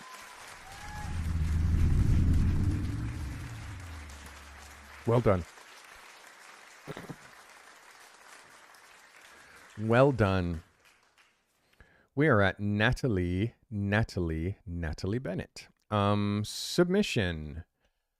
I was able to talk my son into modeling for me to complete this assignment. Sony A7 for Sony 28-70, 3.54. Sony 28-70, shot at 70, shot at a 2,000th of a second, shot at 5.6, ISO 1000. Dr. Bennett, less ISO. You can cut your ISO in half, okay? Don't shoot at ISO 1000. You don't need to. And especially if you're shooting at a shutter speed at a 2,000th of a second, cut your shutter speed in half. Now you're shooting at 1,000th of a second. Cut your ISO in half. Now you're shooting at ISO 500. You can do it again and go from 1,000th of a second, cut that down to 500th of a second, and then you can cut your ISO again to 250. So right now, right from your settings, like the sensor doesn't perform as well at 1,000 as it does at 100. Okay. The idea is to shoot at the lowest ISO the scene will allow. The lowest ISO the scene will allow. This scene, and you can see how bright this scene is, would have allowed you to shoot much lower exposure. Next, why are you using on-camera flash? Why are you using on-camera flash? Like, why are you popping up your flash and kicking on top? It feels like I mean, maybe you're not, but it seems so. Maybe it's direct sun, but yeah, I need to help you with some of the technical stuff with photography. You're in my accelerator, but we still need to make sure that you have some of this basic stuff taken care of. Your exposure here is over. It's over because you're shooting at ISO 1000. Like, this is too much light. So this needs to come down by a third. You can see he's got black skin. And when you look at my skin, versus his skin, you see how light he is. It's because it's overexposed. This is also a black shirt. Yes or yes? It's not a black shirt. It's a gray shirt. I'm showing you a black shirt with the proper exposure. It's because my camera is set for the proper exposure, which is why you can see this actually looks like a black shirt that has dust on my shoulder. Black shirt. So this, which also is a black shirt, is not a black shirt. It's a gray shirt because the exposure is too high. So that's how you measure. And also his hair is black, but his hair isn't black. His hair is gray because it's too bright. So this, the first thing is you have to nail the exposure. Second, I don't know what's happening in here with this data. This is what's happening. You're doing something in post, or you're doing something to the background or something, but this is hella noticeable. Like I saw that before I even zoomed in. I saw that from here because I have dual 4K monitors, and I'm looking at this other ear and I'm seeing something weird here, and I'm seeing something that's happening here in the skin. So this is a processing thing. This is something that you're doing in Lightroom. I'm also seeing some weirdness that's happening under the nose here and around the mouth in here. So there's some things that are happening that you're doing in post. That's something that I would love to have one of my team work with you so we can get your post processing, what you're doing after the fact, up to speed. Here's another thing. Are you working on a PC or a Mac? I'm going to put money that you're not on a Mac. The Macs, the screens are consistent from Mac to Mac to Mac to Mac. So if your picture is too bright, you just look at your monitor and you're like, "Ooh, it's too bright. Just take it down." PCs, on the other hand, every monitor is different. And your monitor might be way low in brightness. Therefore, this picture looks great on your monitor. But when you look on it on an industry standard, because the industry runs on Macs. So every art director is going to be on a Mac. Every magazine, every advertising agency, they're going to be all on Macs. So they're going to be looking at your work the way that I look at your work on my machine. So your work is going to look like this when a client sees it. So if you're not on a Mac, that means you have to guess what your client sees your work like. Or you have to just go crazy with like calibrate. I mean, I don't want to talk Mac or PC, and you might be on a Mac and this just might be a bright picture, but we really have to watch the post-processing side of it. And by how bright this is, it makes me think like you're hitting this face with additional flash outside, which isn't necessary unless you're doing it right. So Dr. Bennett, please talk to Garin so we can get you dialed in with what you're doing in your post-production. Ladies and gentlemen, Dr. Natalie Bennett. Thanks, Dr. Bennett. All right. This is Manuel Denis. Manuel says floating chopsticks, one strobe, I think you mean. One strobe from camera right. Fuji XH2 56mm f11 1/250 of a second at ISO 125. Manuel Denis with some floating chopsticks. Manuel, also in my accelerator. Manuel, when we zoom in on this, the whole idea is for this to not fall apart. And sadly, when I zoom in on this and I look at what is happening here, what is this? What's this? What's this? What this is a non-black background that you made black using some sort of very bad masking. Because look at this. Look here, look here, look here, look here. This is also supposed to be black, but that's actually real black, which means the chopsticks weren't exposed properly, which means the whole scene wasn't exposed properly, which is why your black background isn't black. So this is black. This is also black. And you can see the mistakes that I'm seeing once I come in tight. Like this is an absolute mess. A mess. A mess, a mess, a mess, a mess. So this, the tops, mess. So if you're shooting black, secret time, you need to have the right exposure. Secret time, if the exposure isn't right, it doesn't matter what you're doing, you're not going to get a black background. You're just not.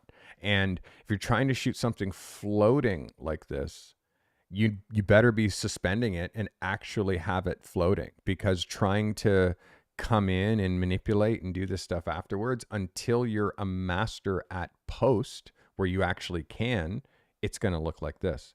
And the exposure here is not right. This is under by, I would say, half a stop. Half stop. So because of that, that means it's impossible for you to get the proper black in the background. And maybe it wasn't even black, which is even more of a mistake, thinking that you can shoot something not on a black background and make it black in an era where we're shooting like 20 to 50 megapixel cameras. Not anymore, bro. You got to shoot in a black background and learn how to shoot in a black background and learn how to light and learn how to get the exact light meter reading. Like your light on this, like the way that your highlights are, like I can see you have the highlights like hitting this right. It's just, I don't know if you're using strobes or using LEDs. If you're using LEDs, it's not like, LEDs are for video. They're just not the right, like that strobes do. Like pros use strobes. This, like, video lights are for video. LEDs are for video. Yes, you can use them for photography, but you see, it doesn't pop the same way. It doesn't kick the same way. It just doesn't work the same way as strobes do. Which is when you're trying to get a different, like one exposure here and a different exposure on your background, pop a strobe. This exposure is f22. Down there is invisible. So it's super easy to get black. But ambient light or continuous light, the reading here to the reading back there, there's not much of a difference. So it becomes impossible for you to get the kind of light that you want because you're using the wrong lighting. I hope that helps. That is Manuel Denis. Manuel, thank you for submitting, my guy. Keep shooting, like you have to keep shooting, but the post-processing's got to get better. Assume that when the reason that I say 4,000 pixels is so I can do this, so people can't hide from me. This is why I say 4,000 pixels wide, because you can't hide from 4,000 pixels wide. You know what I'm saying? I'm going to see all the shit that you're doing in Photoshop incorrectly. All right, that is Manual. Let's see Calligraphy. Calligraphy said, I had the fantastic opportunity to work closely with a talented and inspiring actor. Collaborating with him has been enriching. I've seen his dedication firsthand. Z9, 85 millimeter, Westcott FJ 400, 5.6, 200th of a second, ISO 200. This is Calligraphy. This is the same gent that you shot with the long hair just tied back, right? This is Calligraphy. So Calligraphy, the light, like everything that you did, yes. The light exposed, like you have to watch your focus because your focus is more on his mouth and not as much on his eyes. His eyes are kind of blurred. If you look like super, super tight here, on like the the eyes are kind of blurred because you're shooting at a shallow depth of field. So the eyes are blurred, and this here is more in focus than this line right here is. The line that I focus on is right here, right there. And if you're using eye tracking, that's what it's looking for. Now, if you come up here and look at his nose, you can see his nose is very tight. This is very much in focus right here. Right. And also if you're shooting with a shallow depth of field, you'll know that like head in focus, like ears out of focus. So that also becomes difficult. So if I go back to see what your settings are, seeing that you shot at 5.6. So you just missed the focus. You just missed the focus. Next, this hand, what is he doing? Like, sorry, but the hand on the collar, he put his hand there. He put his hand there and you let him. What is he doing? What is he doing? So that, it's like, that's one of those poses that you're like, let's look at my watch. Let's fix my hat. Let's point over there. Like he's doing one of those poses. And on top of the smile, now he's doing this. which is cheesy as fuck. So you have to control the poses. A guy who's this beautiful shouldn't be smiling. Okay? He shouldn't be smiling because it's too feminine. It's like too pretty. And then his hair pulled back. Now, because his hair is pulled back, what I notice is his hairline is diagonal. His hairline is higher on this side than it is on that side. So this is what I see, is I see a crooked hairline because of the way that he's pulling his hair back. So that looks weird. And then I see beauty lighting, like you're shooting a female. We light females with this beauty light with the reflector underneath. It's a woman. We light a woman like this. You're lighting a guy like this, which is extra pretty. And then it just makes me want to punch him.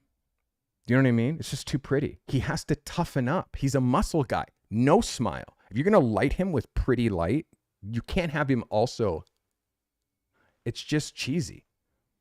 So like a guy like this, who is this jacked, who's got muscles, like lose the ponytail. Take the ponytail out. Let your hair down if you're going to be a long hair dude. Okay. Next, like cross your arms.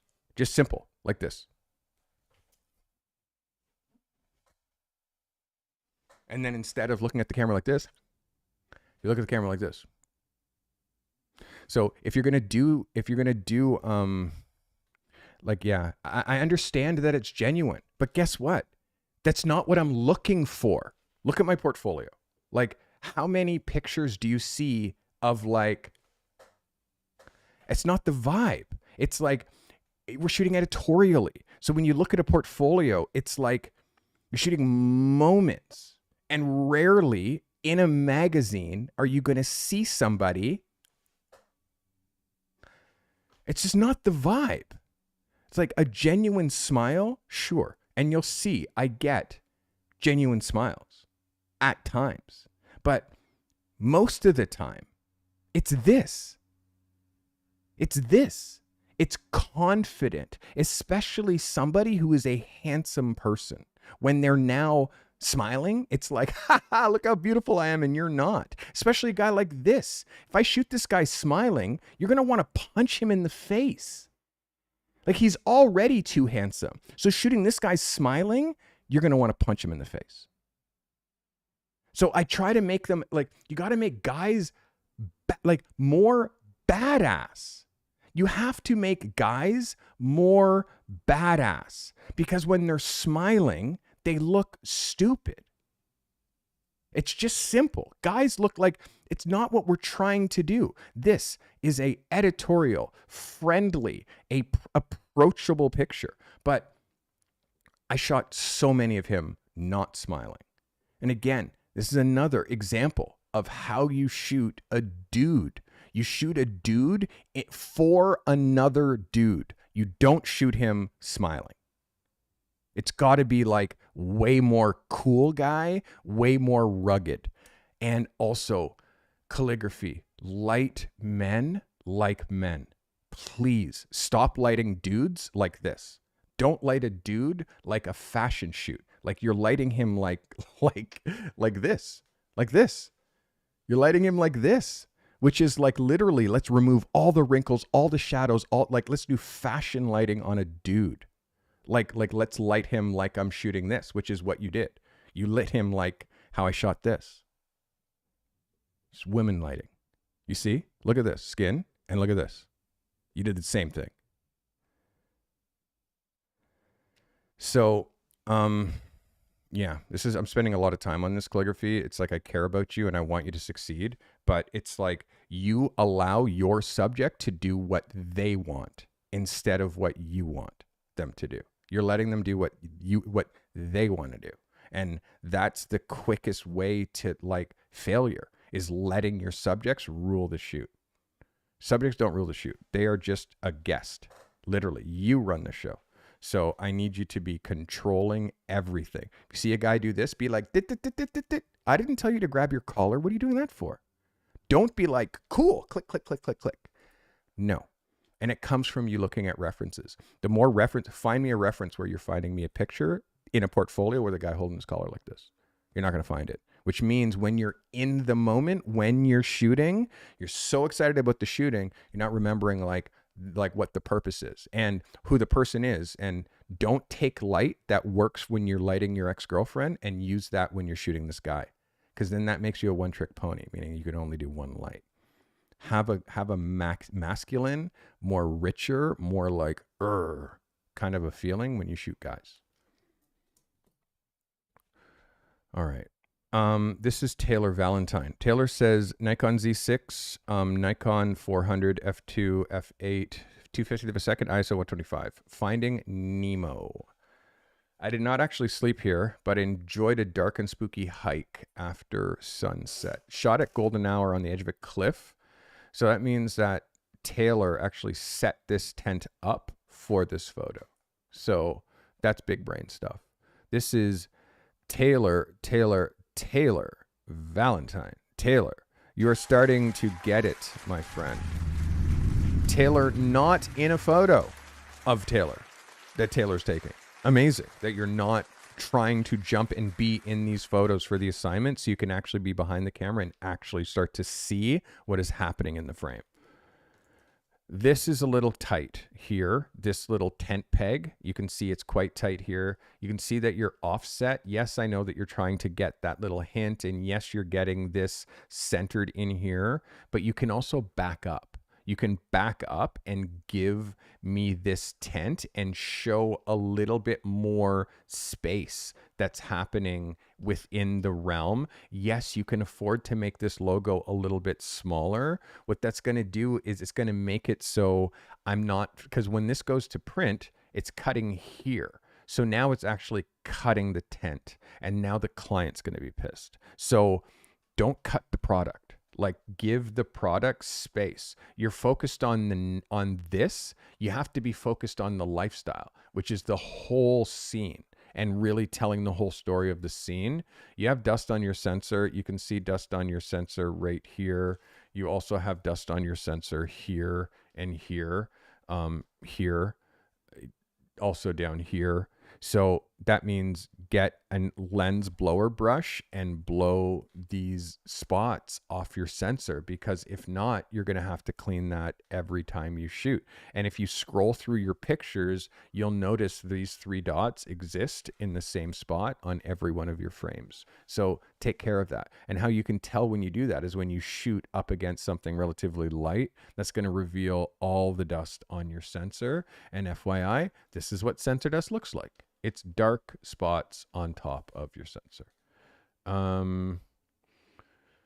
Focus is good though, Taylor. This for me is a win. This is a win. I'm giving you an 11 on this because this is a minimalist photograph within your niche. You are an outdoor adventure photographer. I need you to lock in. Like, you're so close. Like, you're in it, but I feel like you're missing moments at times. You're not framing moments correctly at times. You're shooting spots that are boring that could be more more exciting, or you're shooting them in a boring way. Like, you need to really like look at Jimmy Chin. Do that for me. This is my gift for you. Look at Jimmy Chin. Okay? Like, this should be the only shit that you look at. Jimmy Chin. Look at this guy's photography.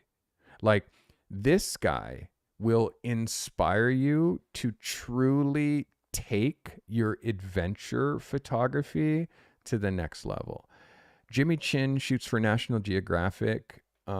He's been a Nat Geo shooter for years. He flies all over the world. Like, this is what you need to be looking at. So it's going to help you when it comes to taking a situation where you would normally take a picture and make a picture. This is outdoor studio light at night shooting a portrait. Outdoor studio light at night shooting a portrait. So this is the kind of stuff and the kind of creator that you need to look at. Like Jimmy Chin. Like, this is what you need to look at, because it's going to really reset what is interesting for you. And also showing you this picture and how he shows the scene. And then like the tent could have been so small in that frame and allowed it to be way more of the scene. And yes, I know it's a vertical picture, but there's still ways that you can do it vertical. As you'll see, there's tons of verticals in here. So Jimmy Chin, like it's all about, and he is a very minimalist photographer, as you can see, minimalist.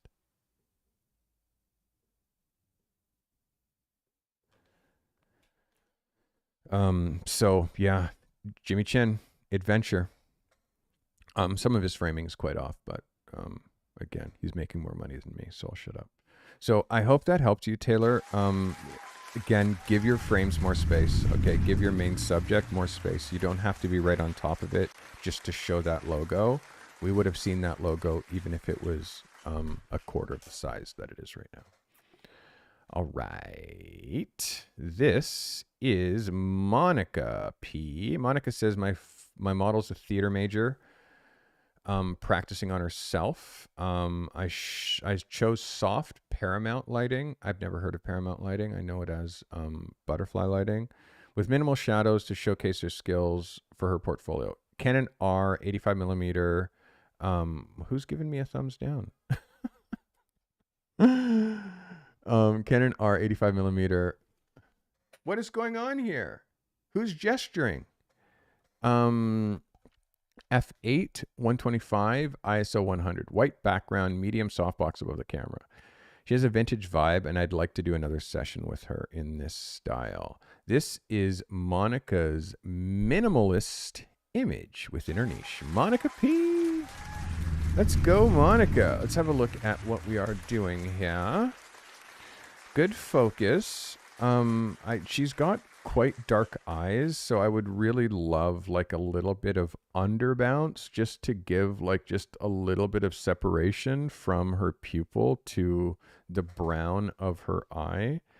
A hell a lot of flyaways. This is something that we tone down just by spraying a brush with hairspray and having them comb it down, or like spraying a little bit of like water in the palms and like doing a little bit of brush down, because taking this out in post, I mean, on gray, it's quite easy to do it up against this kind of a background, but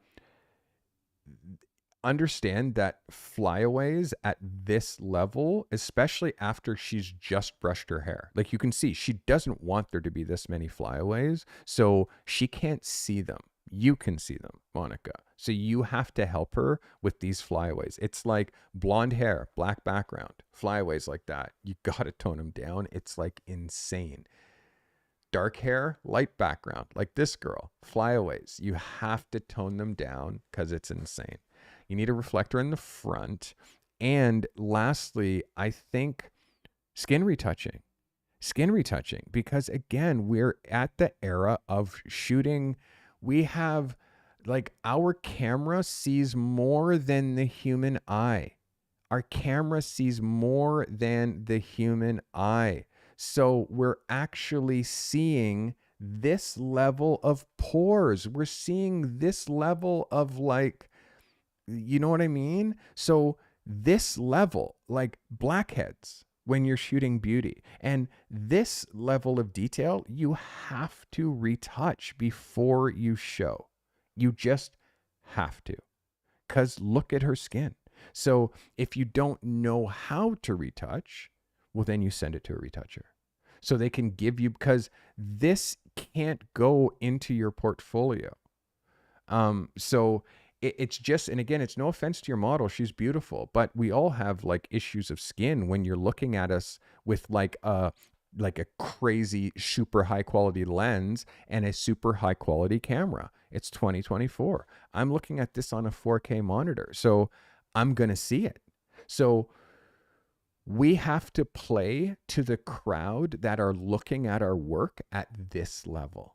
That's why I showed you earlier, like my retouching and like why I hired a retoucher. And it's like, it seems to be the theme of the day. It's like, you got to find a retoucher. You got to find it. Again, if you guys need help or want me to recommend my retoucher to you, I'm happy to do it. But you can see, like, if you're trying to be a people photographer, you have to be incredible at retouching on your own. B, you have to have someone in your team that is. So this is kind of, and again, if you let work out that's not finished, it just means that you don't care about your work enough to finish it. It's like you're a carpenter. You put a frame on a house, but you're not doing the fine sanding and the staining and the finishing, like the polishing. That's what a retoucher does. That's what retouching is. So you're putting out the work. It's like the frame of the house without the finishing. So you definitely see the structure of it, but people who you really want to pay you top rate, you'd think they'd want to pay for something that's retouched, right? So then you only show completely finished, perfect photos. That's all you show. And then that raises your standard. And then people are, when I hire Monica, this is what my final photos look like. They're up here, which then raises your value, which raises your rates, which makes you more money. Just because you raised your standards by not letting unretouched pictures leave your house. Monica P, I hope that helps you. It's a very classic picture. It is very much and again, it's also a level up for you. So I want you to know that I notice this is a level up. It's non-distracting. It's artificial light. It's shot in the studio. It's like clean. I want you to know that I notice all of those things. But you also have to know that's not enough. You also have to know, like, I've been doing this for 33 years. It's like 34 years. It's like, yeah, obviously. Like, that's just, all of that stuff is a given. It's like you're still letting your photos leave without polish, and you can't do that. So as you get better, now it brings in other problems. As your focus gets sharper and your pictures get better and your exposure gets better and your light gets better, now you need a retoucher. Reality is a bitch, but is absolutely true. That is Monica P. It's a great picture. I'm actually giving you an 11. I'm giving you an 11, but it's a 10 because it's not retouched.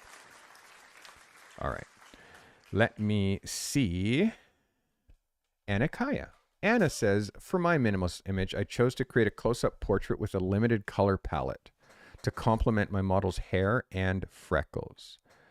This little angel had beautiful eyes, and I really loved her unique eyelashes, so I selected an image where her eyes were closed.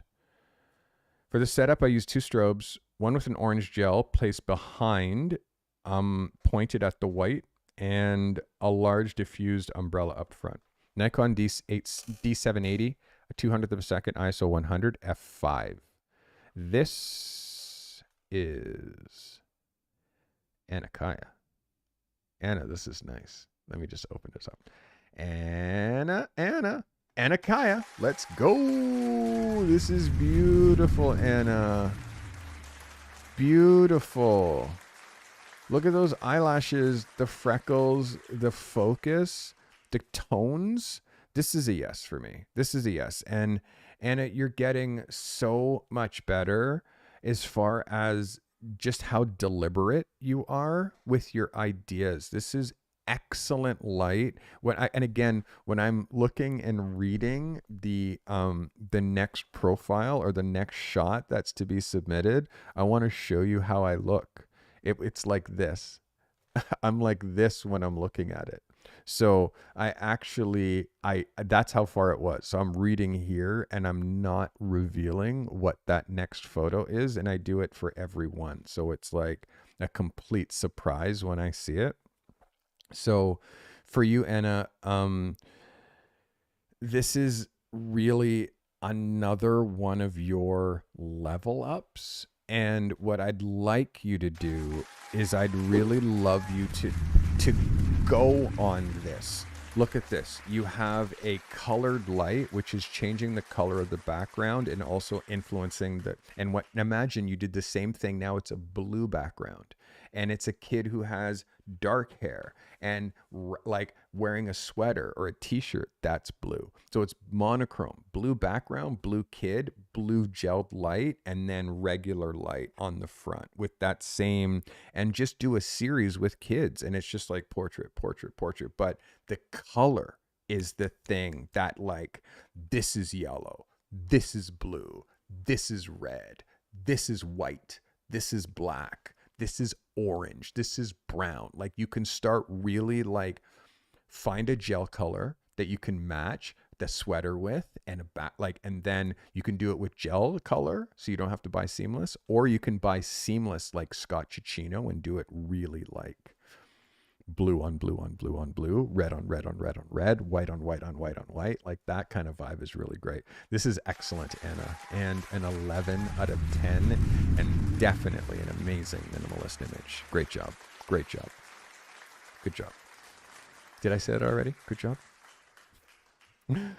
Justin Mitchell. Hey team, here's my photo for this week's assignment: to create a minimalist image within my niche of sports and lifestyle.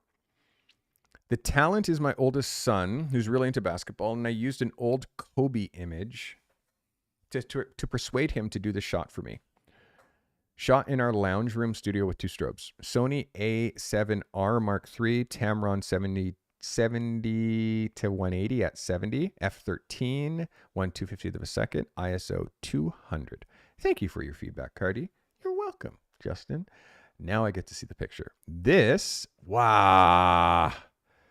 Justin Mitchell. Well played, Justin. This is getting, this is an 11 for me. It's like the smallest fix, which is basically joining this nose shadow to this shadow. And how we do that is literally just by kicking the light that way, literally like 30 centimeters or less, and you just keeping his head still on that same angle, looking that way, you just rotate that light until it's this. Everything else is the same. And in fact, the height of that light, because obviously light travels in straight lines, and we're going to take this shadow and we're going to take it to the end of his nose. I'm going to go here and see the height of that light basically is also creating this line here from the brim of his eye. I would actually lower possibly that light, or have him lift his chin up just a touch, just to get a little bit more light into this eyeball, and make sure that we see a little bit of that white of the eye. So again, I would lower the light by maybe, I'm going to do centimeters because he's in New Zealand. I'd lower the light by about 20 centimeters and move it that way by about the same, and just watch that nose triangle join that now. And down here still the rest of the light still is going to exist the same. And then last is offset, like here, offset where you like it's out of camera. Because you're doing top light, right? So your light is coming down from the top and over here from the top. So one light is top light. The other light is over here, right? He said that this is a 2 light setup. This is one light coming from down here that's lighting his back. And then the other light is back here. So what I would do is have a reflector in the front here to give just a little bit more, not to light this, but I would do a reflector on the white side, not the silver side, like the minimum. And I would keep moving the reflector backwards out of frame until it's putting just the right amount of bounce here, but not too much. Just the right amount of detail here, but not too much. But this is excellent, Justin. Look at it as a cover. It's killer. This is a yes for me. This is a yes, 100%. And a minimalist image, again, it's like, usually minimalism is done with white. You can do it with both, one thing that you would definitely like give more scale, like give me more black that way, more black that way, make him feel smaller in the frame and just a little bit more isolated. Yeah, make him feel that a little bit more isolated and like we're there. But yeah, this is a banger and great that you worked from a reference, right? Like you showed him the Kobe photo and he's like, oh, yes, yes, yes, please make that photo.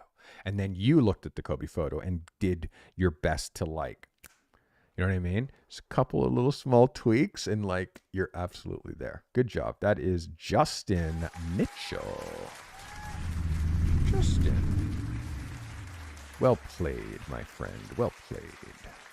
As a photographer, your portfolio is your voice in a visually crowded market. But are you confident that it's telling your story in the way that you intend? Many photographers struggle with showcasing their work effectively, often overlooking the power of a well-crafted portfolio. This is where my one-on-one portfolio review comes in. I'm offering you expert, personalized feedback on your work. With my 3 decades experience in pro photography, I bring you a discerning eye to your portfolio, helping you refine and package your work to make a lasting impact. We'll dive into the nuances of your style, the strengths of your composition, and the overall narrative of your portfolio in general. My focus will be on elevating your work, ensuring that it not only represents your skill, but also captivates an intended audience. Don't let your work go unnoticed. Sign up for a one-on-one portfolio review and let's fine-tune your presentation to the world. You'll come away with concrete steps to enhance your portfolio, making it not just a collection of pictures, but a powerful tool to elevate your photography career. Book your session right now,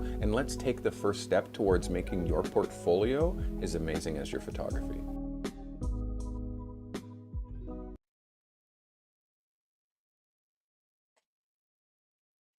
You guys with me still? Are you with me? Are you with me? All right, all right, all right. Let's see who we have here. And if someone, calligraphy, perhaps you could give me a count as to how many more. Juan Herrera, EOS R, shot with a 24-105 at 70, f5.6, ISO 100 at 100th of a second. This is Juan Herrera with his minimalist image. Juan, let's go.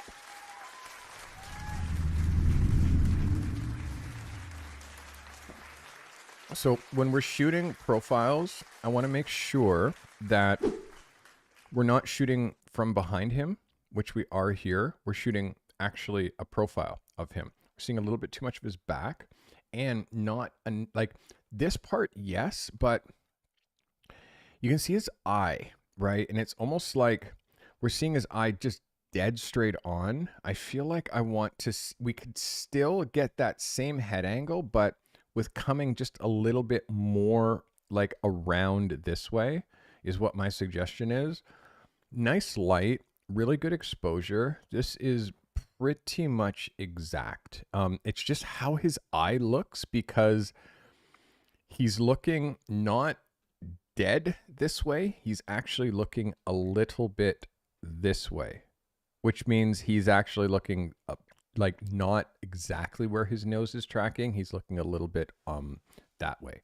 So that makes it so we don't see enough of his eye, which makes his eye just look, it just makes that look weird. And you'll see when it's this size, you'll see what I mean. Like you actually can't see his pupil at first glance. It looks like he has no eye. So that's all because we're seeing this reflection from your strobe more so than we are seeing actually his iris.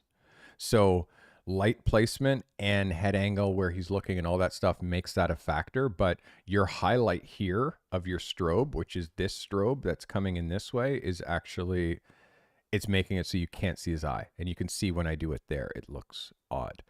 The light that's on his face, though, is really nice. I would just, with this, I would have just gone a little bit more that way with the light and brought the light more in from here rather than hitting him as frontal as you are, which would have brought more shadow. here, more shadow on this side of the face, and brought a little bit more drama, and possibly taken this nose shadow that's just here and brought that nose shadow so it's actually a little bit more Rembrandt, which would have made it look, again, this is still one, like a very clean photo, but I do want you to see like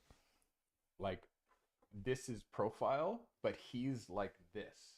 He's from the back more. The head angle is close, but it's like you want it to be from here.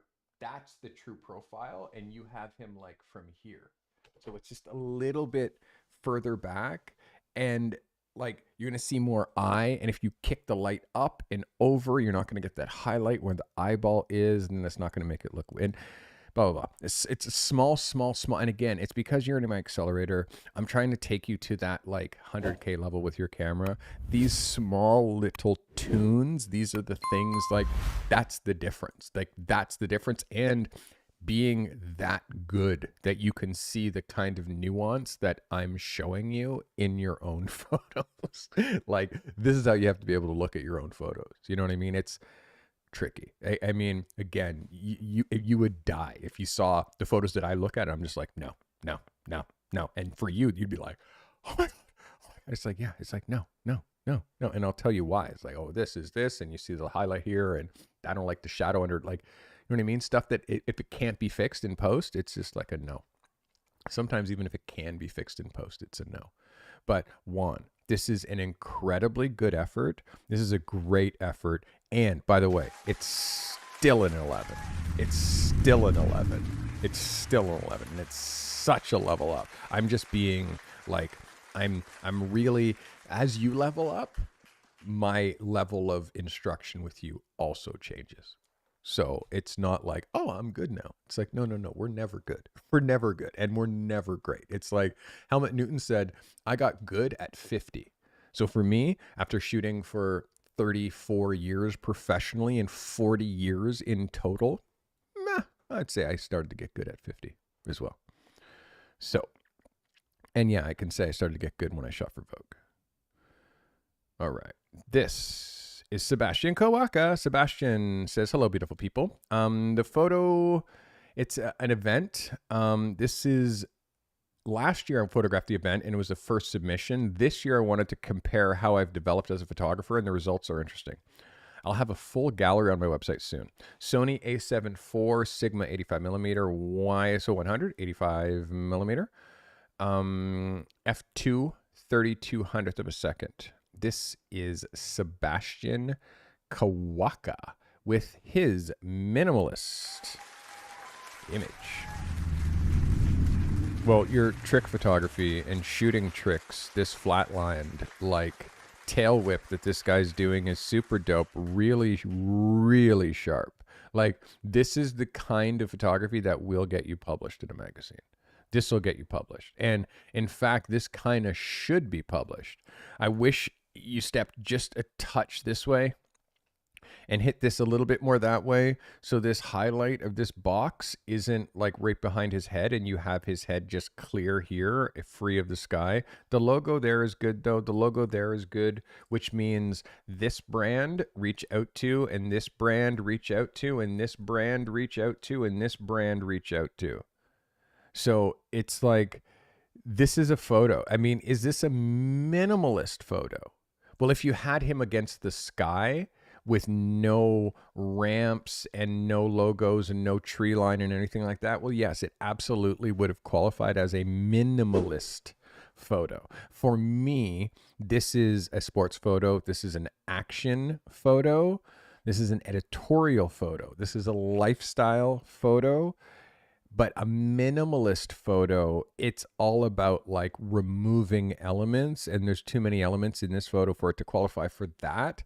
But it doesn't matter because it's still a portfolio picture, and it's still something that I'm glad that you submitted. It's still an 11 as a photo that will make it to your book. I hope you pay attention to the small things that I said as far as the distraction, like this light thing.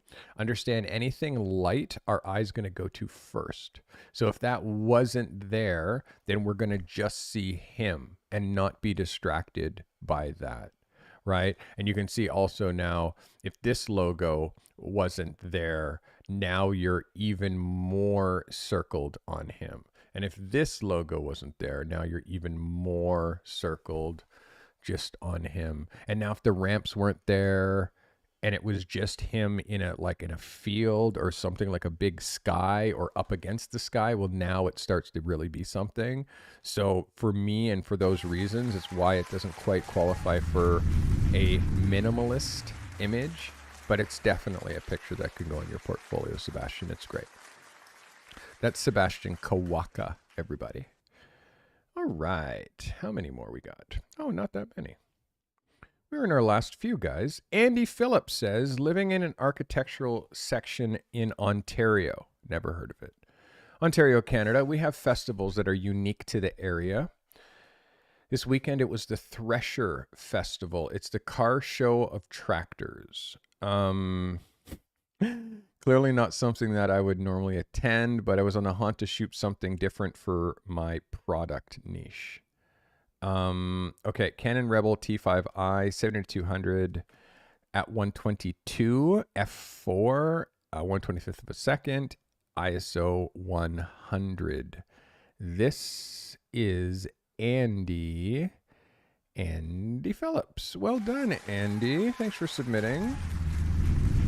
It's always tricky when you're trying to shoot a minimalist image and you're going to like a car show or an event or something like that, because it's rare that you're going to see a car parked in such a way that is isolated, a tractor parked in such a way that is isolated and alone. You shoot products. I understand that. This is a Porsche diesel tractor, which there's definitely like a novelty to. It's fully restored, which there's definitely a novelty to. But I got this guy having a coffee over here in the background of my photo. I got this guy over here, this girl over here. Yes, Amond. Hello.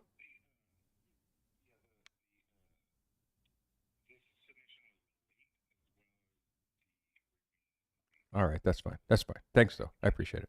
It's all good. It's all good. Thanks. I sometimes I have to have people who are my team, my staff, watching me. He's also notifying me that this was a late submission, Andy, meaning you submitted after Wednesday midnight. So I can't give you that detailed a submission here. Know this: minimalism. It doesn't qualify as minimalism, and also allowing strangers wearing fluorescent day glow jackets in the back of your photo has to kind of be a no-go. It has to be like, right, there's people in the background. I have to move my feet until there's no people in the background. Like, that has to be the norm. It can't, you can't be so locked in on this that you miss this, and you miss the fact that you're cropping the wheel in a very strange way. Like this, everything back here is just distracting from this. And again, shooting this tractor that you can't move to the ideal place means the tractor isn't your subject. So again, taking pictures instead of making pictures for an assignment where this is a making pictures assignment. All of these assignments are, here's an idea, go execute it. Here's an idea, go execute it. It's really hard to then now look and try to find something that exists in the world that fit into my incredibly tight brief. So for me, this is a miss. As soon as I see these construction workers in the background, it's a miss for me. And also it's a miss because you missed the deadline. Also, we have Romeo Fowler here. I'm going to quickly look at your picture, Romeo, although you also missed the deadline. Fuji X-T3 shot with a 50. Again, I'm going to quickly look at these photos. Again, these are all past the deadline. Romeo, very, very good idea with the execution. The exposure is very close, although because this is white and you're seeing that it's feeling really gray, that it needs a little bit more exposure. You're doing front light this way, which is cool. I would up the light so it comes a little bit more from the top, so you get a little bit of top light on yourself, which would look really dope. This is a good shot, Romeo. I can't spend too much time. This is a good shot. Again, I want you to try to get more people in front of your camera, because imagine if you were able to do this on a subject instead of doing it on your own. You're able to see from camera position and actually tweak it and make it as perfect as it could be. It's always difficult when you sub yourself in instead of having a subject. And again, it can't just be you or your daughter as far as who's in front of your pictures. You're handsome, your daughter's beautiful. But the more people that you find to get in front of your camera, the more pictures can actually go in your portfolio. Because you can't have a portfolio full of pictures of you, and you can't have a portfolio full of pictures of your daughter. This is Bobby Brown, part 2. Bobby, this is also late. This is a minimalist basketball picture shot with the EOS R6 ISO 100 at 35 millimeter f5.6. This is an incredible image. This is an incredible minimalist basketball picture. This is an incredible minimalist basketball picture. It really is. The thing that, again, the deadline part of the equation, you miss the deadline, which it's like if I'm hiring you from ESPN or Sports Illustrated, or like, I have a deadline, meaning in order for this to be on the cover, I need to have it by midnight so it can go on the cover. If you miss the deadline, I don't have a backup cover. In fact, if you miss the deadline, you fuck me, is what's happening. You're screwing me because you're missing the deadline. The deadline, like, there's thousands of people and millions of dollars at stake and mating the deadline. They have press runs that are set aside just for them. So missing deadlines with advertising costs people millions of dollars. If you can't get my deadline, where it's inconsequential, if you can't even lock in my deadline, like, you're setting yourself up for failure. Seriously. So I can't, like, I'm going to tell you this. This is an 11. I'll tell you this as well. You would have won the photo of the week with this photo had you submitted on time. Because you didn't submit on time, I can't give you accolades. I can't give you praise. Even if this would have won, you don't get to win because you missed the deadline. I hope that that's clear. And our last photo, Marvin Miller. Marvin Miller, same thing applies. You also submitted way after the deadline, not just late, but way late. So I'm going to glance at your photo, and then I'm going to remind you the same thing I said to the previous photographer. This isn't a joke. If you can't deal with a deadline, a photographer is not a career for you. A photographer lives on deadlines. That's what we do. We shoot on demand, under pressure, and we deliver our shit on time. That's why it's on magazine covers. That's why it's in newspapers. That's why it's in advertising. It's because photographers meet deadlines. If you can't meet a deadline, this whole thing that you're doing with photography, it's just for fun, because you're never going to make a nickel because you can't meet a deadline. Simple. So minimalist picture, okay. Definitely, like, you're getting so much better, but you have to also manage your time. You also have to manage your time. You have to manage your organization. Here, I notice you opted to focus on the Apple logo instead of focusing on your subject. That was a mistake, because skin out of focus a little bit looks like an accident. Way out of focus looks intentional. This is not out of focus enough. And in fact, I would have picked to have your subject's face in focus. And guess what? The Apple symbol, if it's out of focus, it's inconsequential. You're making the laptop the feature, and it's not. She's the feature, and she's out of focus. Her foot is very in focus, but she's not. So this is a drastic miss for me, Marvin. Guys, that is what we call real photo reviews. I do them every week.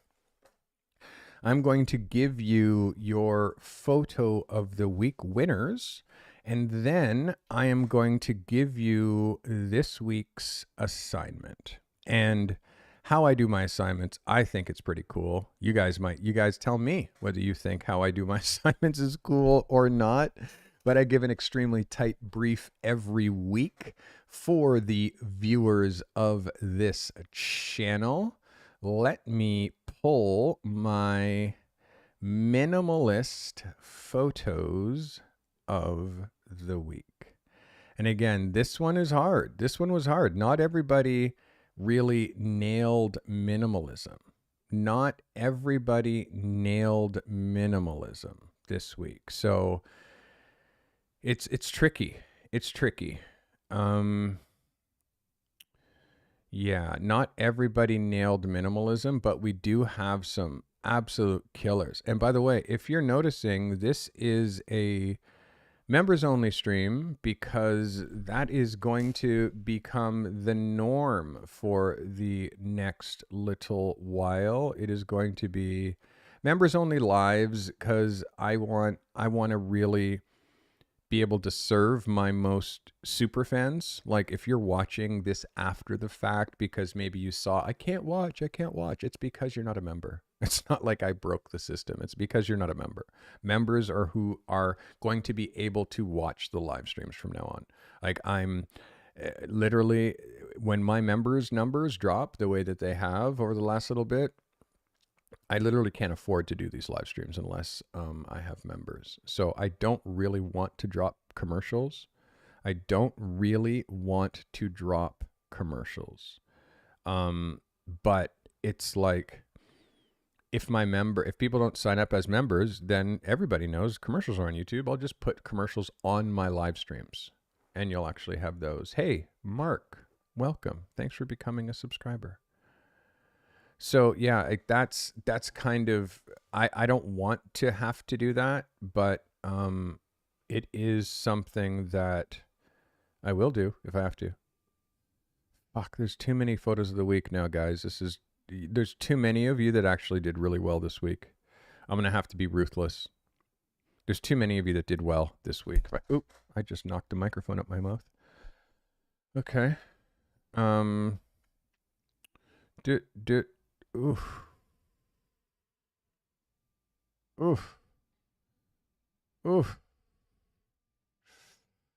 So tricky this. Here's a suggestion, guys. When you're doing these photos of the week, wait.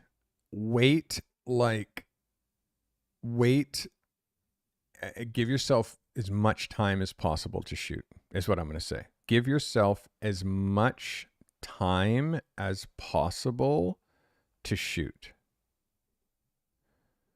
There's a lot of people pictures here. Too many, actually. I got to be a bit ruthless. I got to be ruthless, guys. I'm sorry. I have to be ruthless. I have to only give these to people who, like, it truly is a level up for them. I really can only give these to, like, this is hard, man. It really is. I think I have it.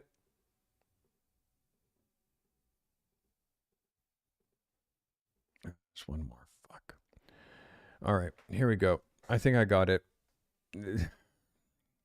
1, 2, 3, 4, 5, 6, 7, 8, 9, 10 photos of the week. 10 makes it be worse. Okay, be worse. Ladies and gentlemen, photo of the week winner goes to Ammon Thompson. First photo of the week. Minimalism. Ammon Thompson. Congratulations. Photo of the week, Ammon. Our next photo of the week winner goes to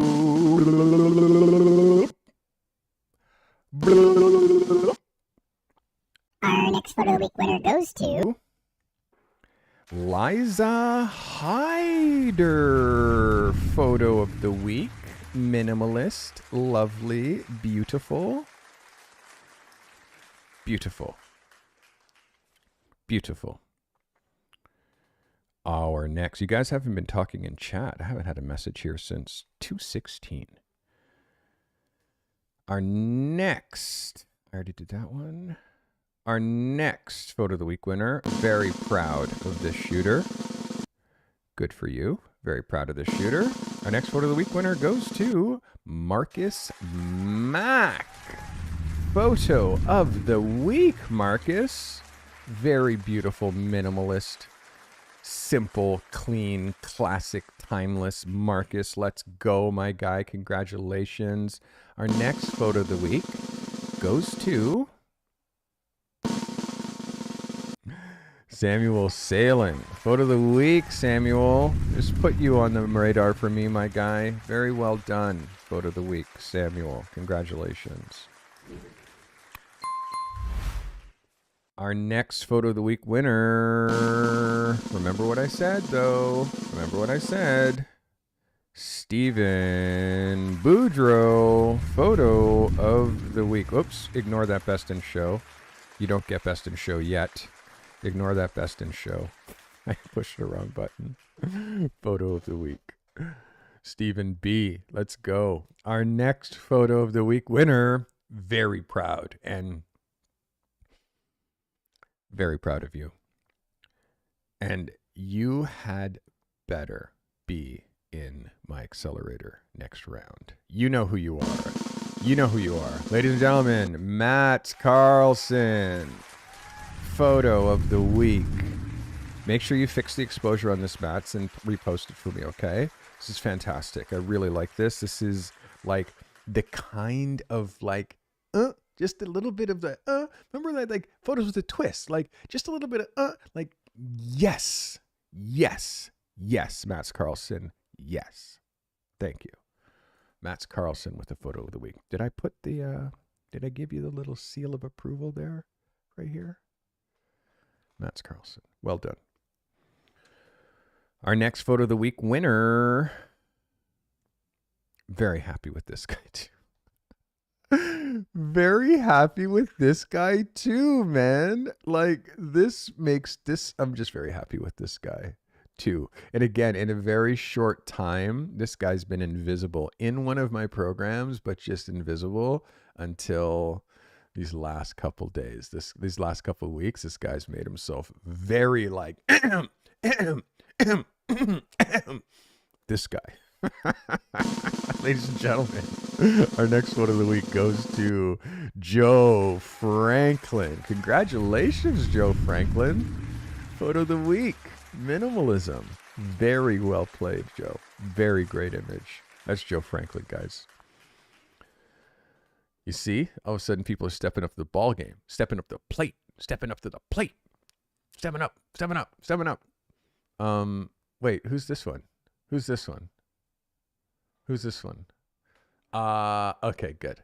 All right, our next photo of the week winner goes to photo of the week, Juan Herrera. Photo of the week, Juan. And again, don't think just because I'm hard on you on your angles, my guy, I'm not saying that this isn't a banger. This is a banger, but we are a consummate professional. What is your best photo still might not be the best photo that you're going to make in your life. And a matter of fact, I'm pretty much assuring it. So know that your quality, the level, like I see it. And you put yourself on my radar this week. Good for you. Juan Herrera, which is it's a gift and a curse. It's a gift and a curse, bro. Because now I'm going to judge you harder. It's the way it goes. Our next photo of the week goes to,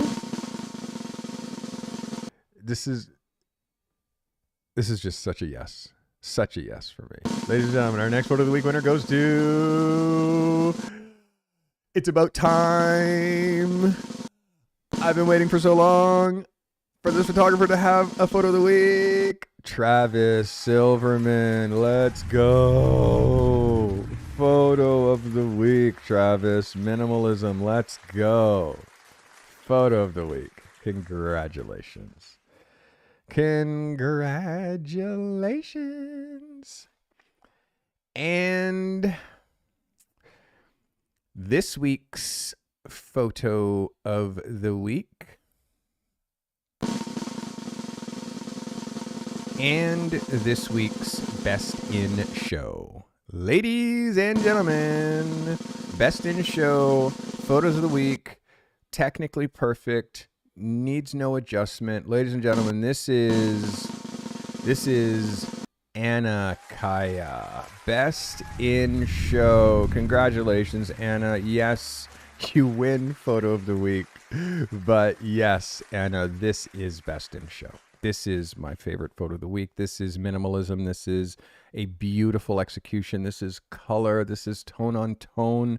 This is advanced. And I am incredibly proud of you and your progress over this last 10 or so months. Anna Kaya, photo of the week and best in show. Congratulations, Anna. And guess what? Guess what? Guess what? I have one more best in show. One more. And that photographer who wins best in show, ladies and gentlemen, Travis Silverman, best in show. Congratulations, Travis. Best in show and photo of the week. Travis, best in show. Congratulations.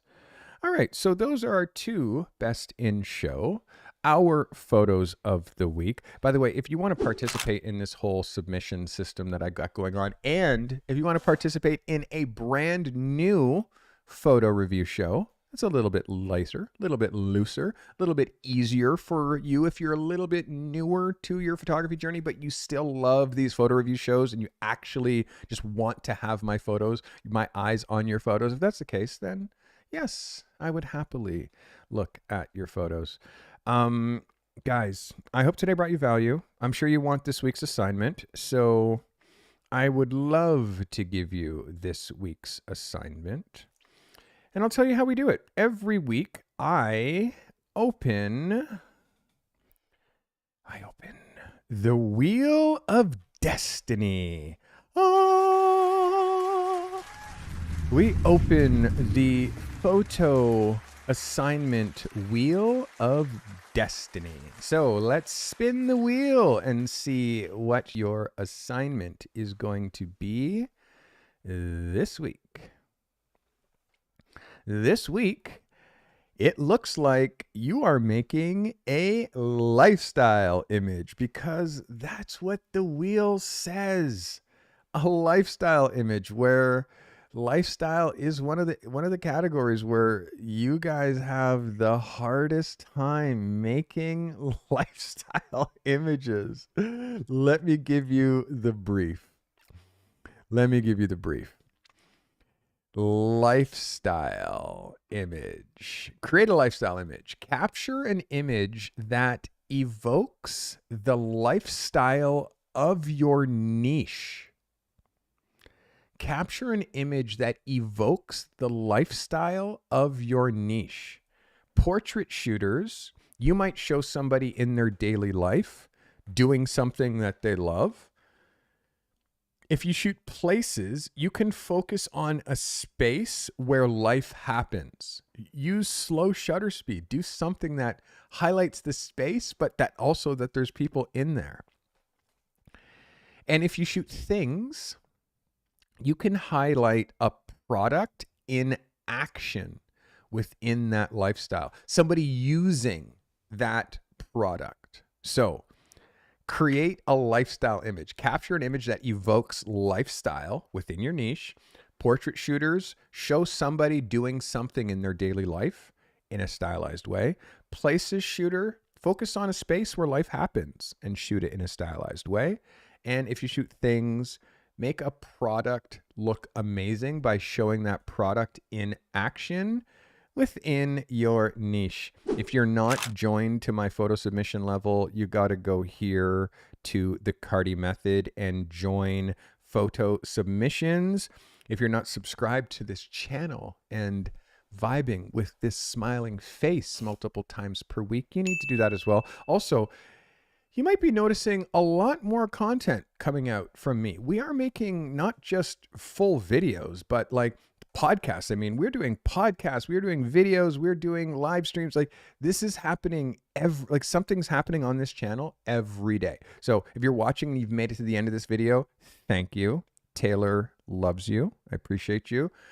If you made it to the end of this video and you're not a member, you understand I do this for the true hardcore, the true fans. And if you want to have an opportunity to watch me live, you want to talk to me live, you gotta be a member. This is kind of how we're going to be doing this going on forward. Guys, you know me. I have been Carty. This has been a 2-hour and 46-minute photo review show. Again, I'm not going to do this second photo review show unless I get tons of comments saying, please do another photo review show, please, so I can submit.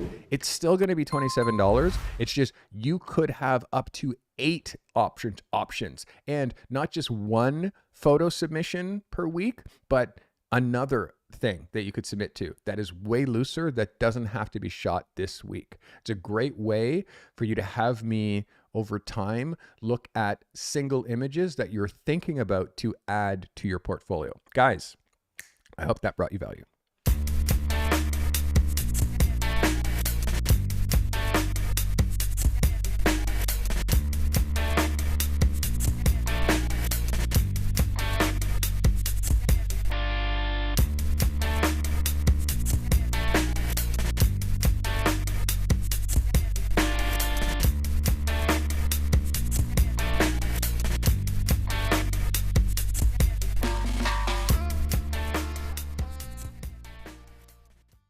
This commercial-free live stream was brought to you by the members of this channel. If it wasn't for you, we'd have to fill up these live streams with ads that would just interrupt the flow. The members of this channel make commercial-free content during these live streams possible. Consider becoming a member for $5 a month today to gain access to secret live streams, live chats, and to show your support with that crown badge next to your name. Sharing is caring. If this content has brought you value today, share it, clip it, post it to your socials. Curating and sharing helpful content makes you an expert, even if the content you're sharing isn't yours. Be a curator and share this content with your network. If you're an emerging or struggling photographer that's trying to break free from your current 9-to-5 grind and transition to the life of a working pro photographer, that's our obsession here at the Carty Method. Register, get the support you need. If you're alone and struggling at this craft, make sure you join the Carty Method community. You'll always find help in the show notes. Subscribe on Apple Podcasts and Spotify. Find your creative and business genius with the Carty Method.